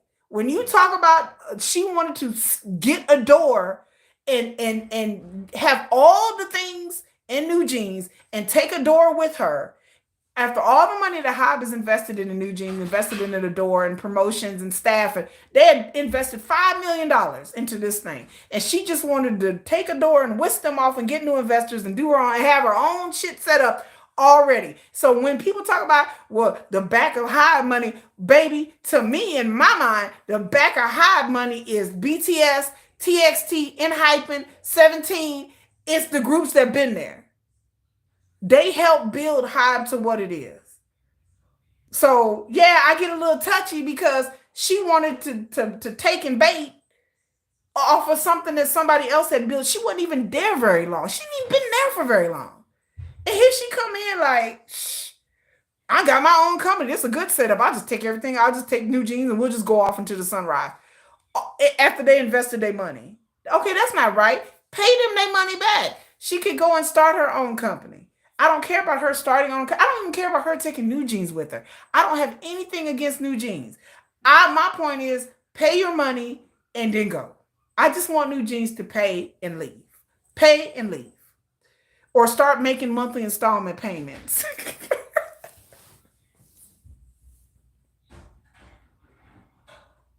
What if New Jeans got on their PayPal account? They start paying installments. It's like you owe 100 million. You can pay it off with PayPal. She start paying off installments through PayPal. I just want them to pay their money and then leave. That's all. I don't have anything ill will. I want New Jeans, if they want to be successful in this business, I don't see how, because their reputation is pretty much ruined. And I don't know how they're gonna go on stages and do and work with other artists and produce.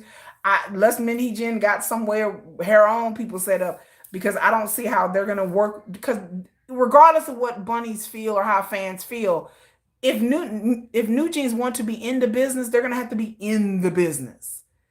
They're gonna have to work with people in the business. No K-pop company or group is an island. Even BTS has to work within the business. When they do promotions and they do TV shows and stuff like that, they're working within the business. So you're not an island. It's not like New Jeans is just out. They can just go it alone. And they're gonna have to be promoted. They're gonna have to be on charts. They're gonna have to do variety shows. They're gonna have to do interviews. They're gonna have to work with the Korean media, and they're gonna have to work with TV stations and TV shows, and they're gonna have to work with other groups and collaborations with people. They're going to have to work within the framework of the industry. And if you're going to work within the framework of the industry, you're going to not need to burn bridges and piss everybody off. Right now that they have the industry shook. And so people feel like kind of like they can't trust them, allegedly, from what I heard, that they can't be trusted. And in the industry, you for sure have to be trusted. New Jeans need to leave, pay their fine. Yes, apologize to Illa and move on. They all New Jeans. I was talking about they unhappy. They unhappy. They don't like it here. They hate ADOR. They hate Hive. They got traded something. Pay your money and leave. If they have, I feel like if they have money enough for lawyers, why ain't they got money to leave? If you done spent millions upon millions of dollars with the best law firms in Seoul, the best law firms in South Korea, we don't know how much money they spent. I promise you, they probably didn't spend about $30 million on legal fees. If you can spend all this money on legal fees, then you can take your ass on and pay and get up out of here and continue your career and go make music, go change your name, do all of that. If you have enough money to spend on lawyers, I would think in theory you have enough money to spend to start paying down your fine and move on with your life.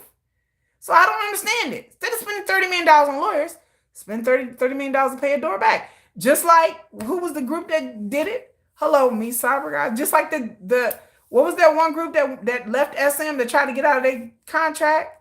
That left TVXQ? Was it JYJ who left? They left TVXQ and they had to pay. And they couldn't be on TV. They weren't on any variety shows or anything for like 15 years. One of them was finally. And they performed in Japan, and JYJ was really big in Japan and everything. And so and they eventually paid their money back to SM. And JYJ was huge in Japan. And they had a good run. And they still tour. They did a tour, I think like 2-3 years ago. They did a tour and sold out a whole stadium in Japan. So if you got to go that route, then they got to go that route. I mean, that's it. Just pay the fine and move on. And go and have a career and do what JYJ did. Or you can end up like 50-50 where one of them stays and the other ones are gone. And like I said, 50-50, ain't nobody heard. 50-50 got a new album out. They got a new song out. Blah, blah, blah, blah, blah. And all the other 4 members that left the group and still wanted to fight and lost in court, bye, Felicia. They know where to be seen. And so, you have to do what you have to do for your career and just be JYJ. And that's it. And that's it. And that's the fair thing to do. But they want their cake and eat it too. And I don't think this is going to work out for them. I don't think it's going to work out for them. And like I said, it's sad what happened to JYJ. And it's kind of sad, but they wanted out of their contract. And so they had to pay the price for that, Now they had, not New Jeans. At least JYJ didn't ruin their reputation so horribly. At least JYJ, they continue to have a successful career. Yeah, but New Jeans have really burned a lot of bridges. They said a lot of things in the press that was just horrible. You know, they just said things about Korea, and they kind of, not kind of, they slammed South Korea. And so people were kind of like, and so the only people who are really dealing with them now, um, that really dealing with them now is their own fandom bunnies. And I like I said, I have my own theories about their fandom. I don't think their fandom is that large. I do feel like their fandom is fake. I do feel like some of this is a PR group that maybe Hee Jin has hired to make their fans, because I really don't see their fandom really as big as people think it is. They just make a lot of noise and they cause a lot of trouble. SM contract is a trap. It's definitely a trap. Any K-pop, especially back then, you know, you got to think when JYJ was popular, it's 13, 14 years ago. So their contracts were really bad back then. Like their contracts were so awful back then. Like they were pretty much selling their soul for a jelly roll. Like it was a slave contract for real. Like back then, these groups, you know, they made no money. You suspect some big guys are behind the scenes supporting Hee Jin. I do. I believe that. Hee Jin is one of the puppets. Yeah, I do.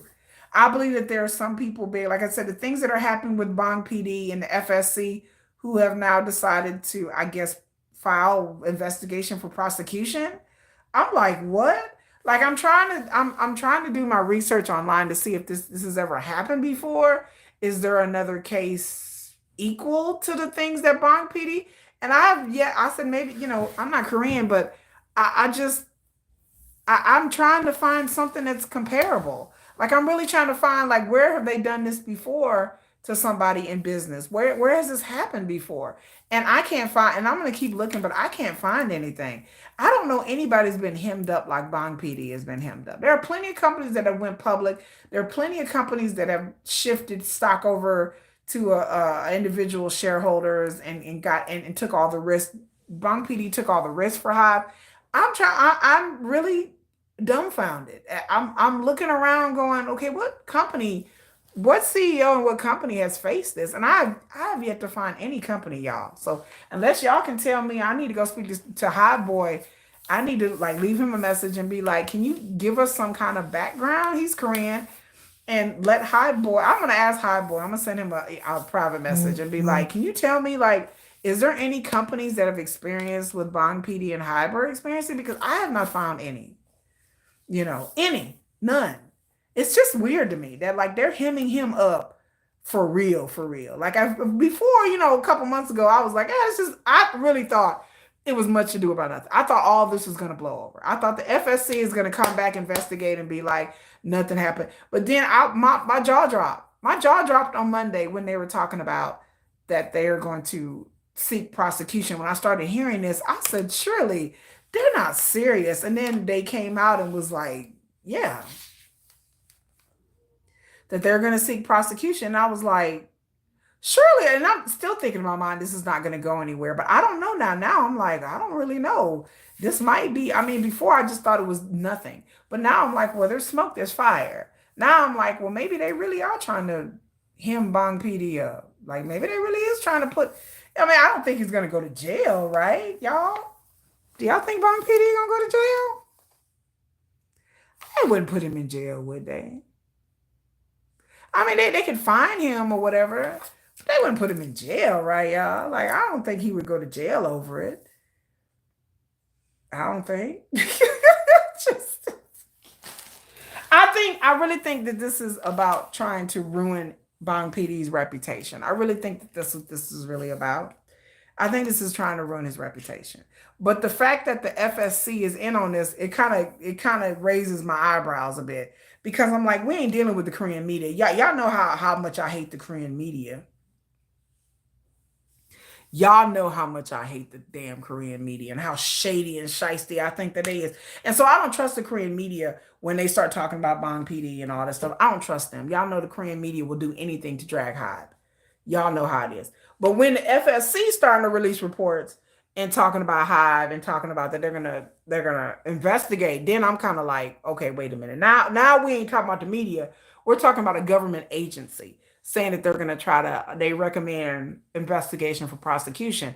Now I'm like, okay, now I'm a bit worried. Now I'm like, oh, okay, I'm a little worried now. So before I wasn't worried, I was like, man, this a bunch of this Korean media, they exaggerate. Now I'm like, wait, what? So now I'm like, oh no. Depending on what they find, but it seems like they're making an example. I know. I honestly feel bad for Illit because New Jeans got them so much hate. I just and it's not deserved. Like, and then it's not deserved. And then like the hate of Illit, let me say this another thing. The hate of Illit is not deserved because once again, the groups Illit didn't pick their concept. And I'm like, okay, they have a creative director that flipped them off on the internet. She stuck her middle finger up on IG. It's not like I don't understand why people hate on K-pop groups when it comes to concept or promotion. Like they are sitting around going, you know what, girls? I think we should. They had just debuted. They didn't have no say so or nothing. They didn't create their concept. They didn't create the name of their group. They didn't choose. I'm just like, so what are we hating on Illit for? Why are we hating on the groups? Shouldn't you be hating on the creative director? Shouldn't you be hating on their management team? People act like Illit was sitting around creating their own concepts. Like they were sitting there picking out the damn outfits and the photo shoots. I'm like, fools. K-pop companies do all this. I'm like, what are y'all talking about? Hating on the group? Hating on the group for what? They don't pick out the concepts. They don't pick out the promotions. They a bunch of little girls. They like 17, 18 years old. And you blaming the group for what? I'm like, damn parents. What are you blaming them for? Well, they're copying. Okay, it's not like Illit sit around and be like, yep, this is what we're going to wear HYBE girls. And we, okay.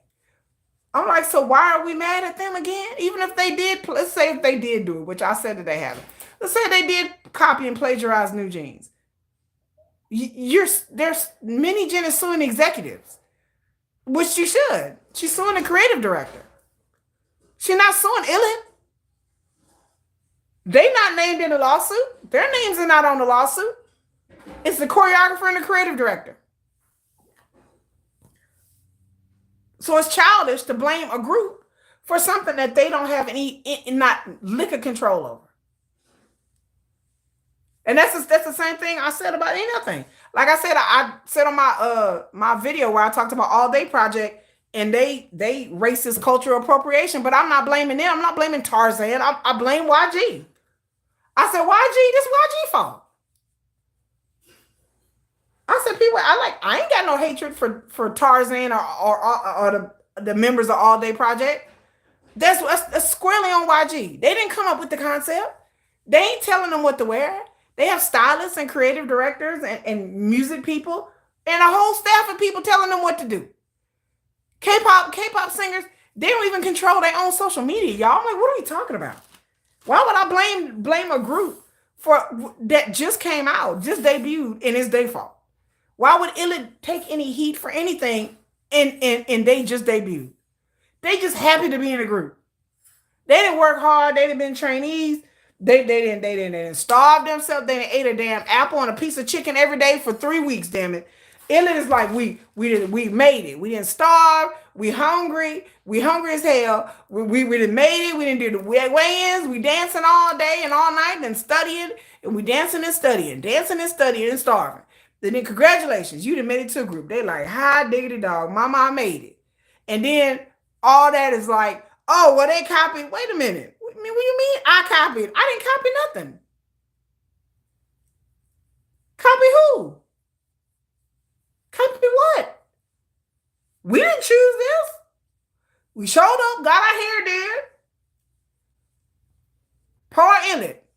They done showed up, got their hair did. Here, put on this outfit. Go on stage and dance around. We got this promotion coming up. We need you to wear this. Put this on. They running out doing pictures on stage. They doing whatever. They didn't choose none of that. They did what they had to do. They did what they had to do. So the idea that that they're blaming somebody, a group, for something that grown people are doing is just weird. It don't make no sense. And like I said, it don't make no sense in any context. I don't blame no group unless they've been around for a while, and I know that they do pick out their promotions and their concepts. But 9 times out of 10, even with BTS, they sit around in a meeting with a stylist and a creative director, even BTS now, and they help come up with their concepts and their stuff like that. But they have a staff of people. They have people that do this professionally. This is what they do. They got creative directors and artists and stylists and hair people and makeup people that sit around and being like, okay, this is our we got a few ideas for a new concept. Bring the members in. What do y'all think about this? Do you like this? You like that? That's how it goes with BTS. The rest of these groups have been around for a bit. They may have a little bit more agency and be able to have a little bit more control. But for the most part, these new groups, these young groups, they come in a meeting and they tell them what concept they're gonna do, what kind of music they finna do. They get in the studio, they sing, they go through rehearsals, they learn how to do the dance, and that's it. And then they sit back and cross their fingers and pray for a hit. And that's them. Illit was too young, too new to the industry to be treated like that. And so that's just crazy. They too young to experience all of that anger and all of that vitriol from people. Yeah, and it's mostly older people hating on mine. That's another sad thing about it. Most of these fans, I tell y'all, most of these K-pop fans that spend a lot of time on the internet, they are not like young kids. These are like fans that are like in their 20s and 30s. They reveal some of these bunnies. These bunny uncles and these people, they be grown people. These are not little children. People want to try to pretend that K-pop is little children.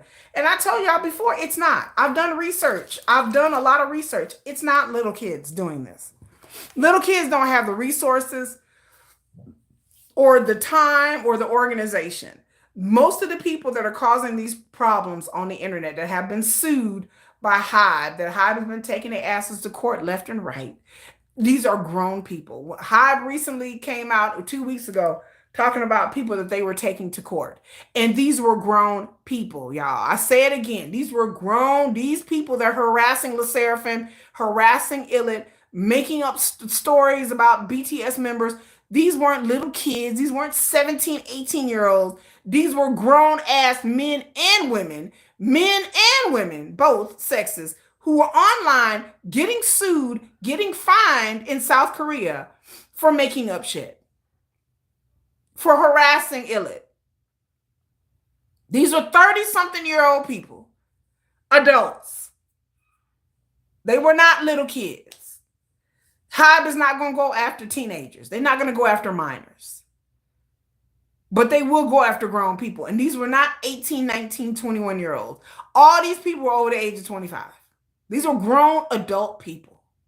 So don't y'all ever get it twisted when y'all talking about internet trolls, and these are just little kids. They're not little kids. They grown people. They're grown people. And then, HYBE put out a video where he was talking about Hive suing people, and then people are like, well, yeah, they should get these people and that people, and they were talking about American content creators. And I'm here to tell you that Hive understands that their jurisdiction can only apply mostly to Asian or Korean content creators, mostly Korean. They cannot get the ones here in America. We don't have the same laws in America. We don't have the same privacy laws in America. I'm going to say it before, I'm going to say it again for the people in the back. In America, you can basically say whatever the fuck you want to say here, and there is no legal recourse for it. I'm sorry, y'all BTS armies.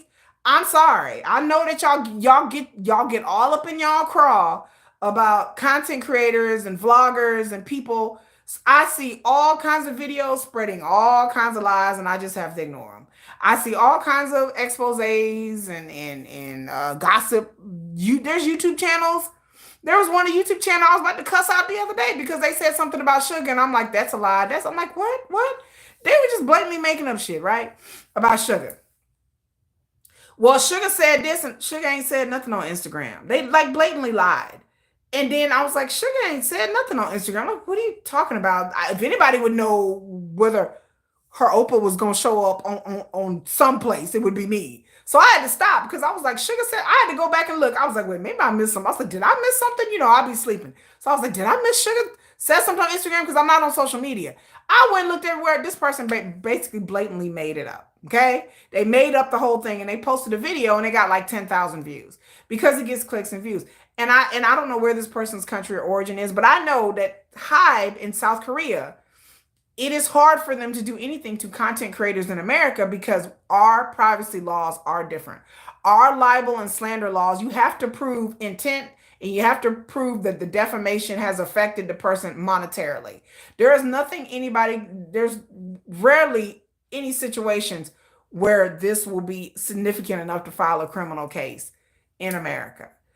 They could try to file a civil case again, unless you can prove that what you said has costed a person their money, their job, because America doesn't care about reputation. That you have to prove that that what you have said is a blatant lie, you purported it as truth, and you have caused some kind of financial duress or harassment or caused someone to be in harm's way, then you can do slander and libel here. But in America, they cannot come after content creators as much as y'all don't like them here. Because especially if they're gossip content creators, as long as they say it's allegedly or what they heard or it's gossip, then they're pretty much covered by YouTube standards and also by the standards of America. Again, our privacy laws don't apply to every place. So I said, I hate to defend the deplorable people, but I'm going to come back and defend them because, again, our laws are different here. You can pretty much say whatever, like you may disagree with it, but you can report them to Hive. But if they're American content creator, because Hive has a little reporting thing online, if they're American content creator, Hive knows that they're virtually almost untouchable. That there's nothing that they can do to get a content creator even taken off of YouTube. It's hard. Twitter and X, I don't know how IG and I don't know how they do theirs, but I know on YouTube they can demonetize you, but you won't lose your channel unless you're violating one of YouTube's rules, which is real hardcore. Like you're talking about violence, you're talking about some like sex violence, like something like that, something that's very explicit. But yeah, there's plenty of gossip channels about K-pop singers and BTS that that are not on the up and up that people try to report, and they are stating blatant or they're implying things as truth, but you know that they're not. You know, they're implying that these are real things and they're not. And like I said, you just have to ignore and block those channels and just move on. But Hive in America, there's nothing that they really can do about that because our laws are, and then as time goes on with these new laws are ever increasingly, there's going to be, I've told y'all before, there's going to be more AI. There's going to be lots more AI. And here they can get away with it. They can't get away with the deep fakes in Korea and Asia and Japan and stuff like that, but they can get away with it here. You have to go buy somebody, buy. There are some deranged people, but they can't get away with it. They can't get away with it in South Korea because they have different laws, but they can't get away with it in America. Be prepared to see more deep fakes. Like I said, I'm telling y'all right now, I wouldn't be surprised if there's going to be some type of scandal with a deep fake soon. It's getting to the point where AI is so sophisticated that somebody is going to try to hem a K-pop star up with some sort of deep fake. And it's going to look so real and not be so obvious that people aren't going to know what to think. And I tell people it's out there. Like it's out there. It's out there. Hello. It's out there. So I tell people beware, but I just feel like it's coming. I'm surprised it hasn't happened now. Up 3 hours, man. Ain't about time to call it a night and get ready for tomorrow. It is almost time for me to call it a night.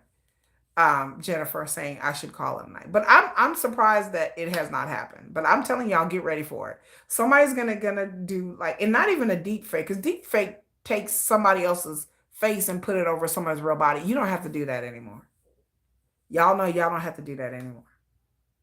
You can make AI videos. You can make AI video of famous people. I've done it. I just don't share it. Hello, McLean. Hello, I'm good. I've done it. I can show y'all some things that y'all would be like, wait, what? But I won't do it. I ain't trying to do BTS like that. But you gonna get in the shower? Okay, girl. I'm finna end this. Hey Ariana, I'm about to end this live very soon. But I'm telling y'all, get ready for it. Get ready for the deep fakes. Get ready for get ready for it. Y'all. Like I said, I am sitting back. Hello, Johnny. I'm sitting back and like I'm holding my breath because I feel like it's coming soon. I feel like somebody is going to make a really fake video because the technology is there, y'all. It's there. It is there. And when I say it's there, it's there. It's there. I've made videos. I've made pictures that y'all would jaws would drop. But again, I don't share it because I don't want to give people ideas. I'm not trying to give people ideas, y'all. But tinkering around late at night, it can be done. And so I just tell people like this is the future technology. Companies are going to have to do whatever they want to do. I have made videos that I don't share with anybody just because I don't want it to get out and people snatch my video and be like, "Ooh, this is real." And it's nothing bad or nothing explicit. It's just that I know I don't want to give people ideas, y'all. I really don't. I love y'all. And I don't want people to get in trouble. I don't want people to say that I did anything. I don't want to get in trouble. So I'm just, I'm gonna leave the deep fakes alone. But I would just encourage everybody to just be on the watch. And then, like I said, as they recrafting the laws in my country, in America, they are making the AI laws less stringent, less strict here. I wouldn't doubt it. Don't people will pull up some crazy ish. Yeah, I've made very realistic BTS videos that you would be like, it's stunning. That my kids are like, is that a real video? No, it's not. But again, with the AI laws and the deepfake laws, the way they are changing in America, they are lowering the laws here to where people can use AI more, and then the law can't really do too much to them. Like you would have to do locally, and then locally that we just don't have the legal structure here. AI has not been put into our legislative zeitgeist here. And so other countries are starting slowly but surely to make laws. Like I said, South Korea has made those deepfake laws last year. There are other countries, Sweden, Norway, Japan, that have made all kinds of deepfake laws. We don't have those laws here. The only laws we have against deepfakes, unless you're doing something that where the animated characters look underage, there are laws here against that. But if the characters look over the age of 18, you're good. And even if they look as the likeness of somebody else, of a famous person, as long as you are saying that it is fake and it's not this real person, you could create entire scenarios and adventures with somebody and just be like, yeah, it's AI. And then people will still buy into it and think it's real regardless of whatever you say or not. You can sell it and you can monetize it and commodify it. So unless America really gets a hold of these laws to where you can't use a real person's likeness, it's going to be the wild, wild west out here. Because again, the fact that you can make these videos is crazy enough. The fact that you can make these videos is crazy enough. I shouldn't be able to use the likeness of a famous person and create a whole, like, and it's not a long video, but you can create a series of video, but I shouldn't be able to use somebody's likeness to create whole videos. Creating pictures, fantasy pictures is one thing, but to be able to create real life scenarios where people are really interacting and moving and, they're not talking, but to create videos like that where people are sitting next to each other and they're interacting, that's crazy to me. That's crazy. Like you shouldn't, it's fan fiction. We use that. I make videos like that just in case. Because I write fan fiction. So that's just the future. I'll just get y'all prepared because I feel like somebody is going to be caught up in something and it's going to involve something AI or something created in a video. And then now it's to the point where now in America, they have these websites and apps where you can make sexually pornographic videos. I've never used one of these apps. I don't know how far it goes, but yes, they have apps and they have where you have to pay for them, and it's not a lot. You pay a price per month or a price per image or video, where you can make realistic pornographic videos. And but I don't know if you can use people's likenesses. There's so many apps out there every day that keep pulling up with. And then now they have another thing called VEO3 that is out the box, out the fucking chain, y'all. VEO3 is a game changer. And you have to pay for it, but it makes very realistic videos, very highly hyper styled, realistic videos. And you pay per month or pay per video, and it is insane. You can make any kind of scenario, any kind of video, it makes it look real. Animals, people, cities, whatever you name, you can make these videos look real. Concert videos, I know people that made whole concert videos that weren't real. And so I tell people that's the future in technology. For somebody who loves technology and loves animation and love anything visual, the visual arts, AI is frighteningly scary. It's scary. It's going to come to the point where people can create whole videos and you're not going to know. And I don't know how YouTube or these social media channels are going to crack down on this, because if y'all don't know, Google owns YouTube, and Google actually owns a AI app now, and that they're pushing Gemini, that they're pushing. So if y'all are waiting for social media to step in and do something, don't hold your breath, because social media is getting into the AI game, and they're pushing these products, and they're pushing people to use these tools on their videos. And it's getting to the point where, again, it's just going to get to the point where, even though YouTube has changed their rules recently because they're trying to get away from the nameless, faceless AI channels and the content farms. By the way, if y'all didn't know that, that's what YouTube is trying to do. If you're a content creator, then you know. But that's what YouTube is trying to do. They're trying to change the rules because they're trying to get away from these faceless, robotic sounding channels. But it's getting to the point where it's harder and harder for them to detect what's real and what's fake. And so I don't know what's going to happen, but they're going to have to come to terms with this.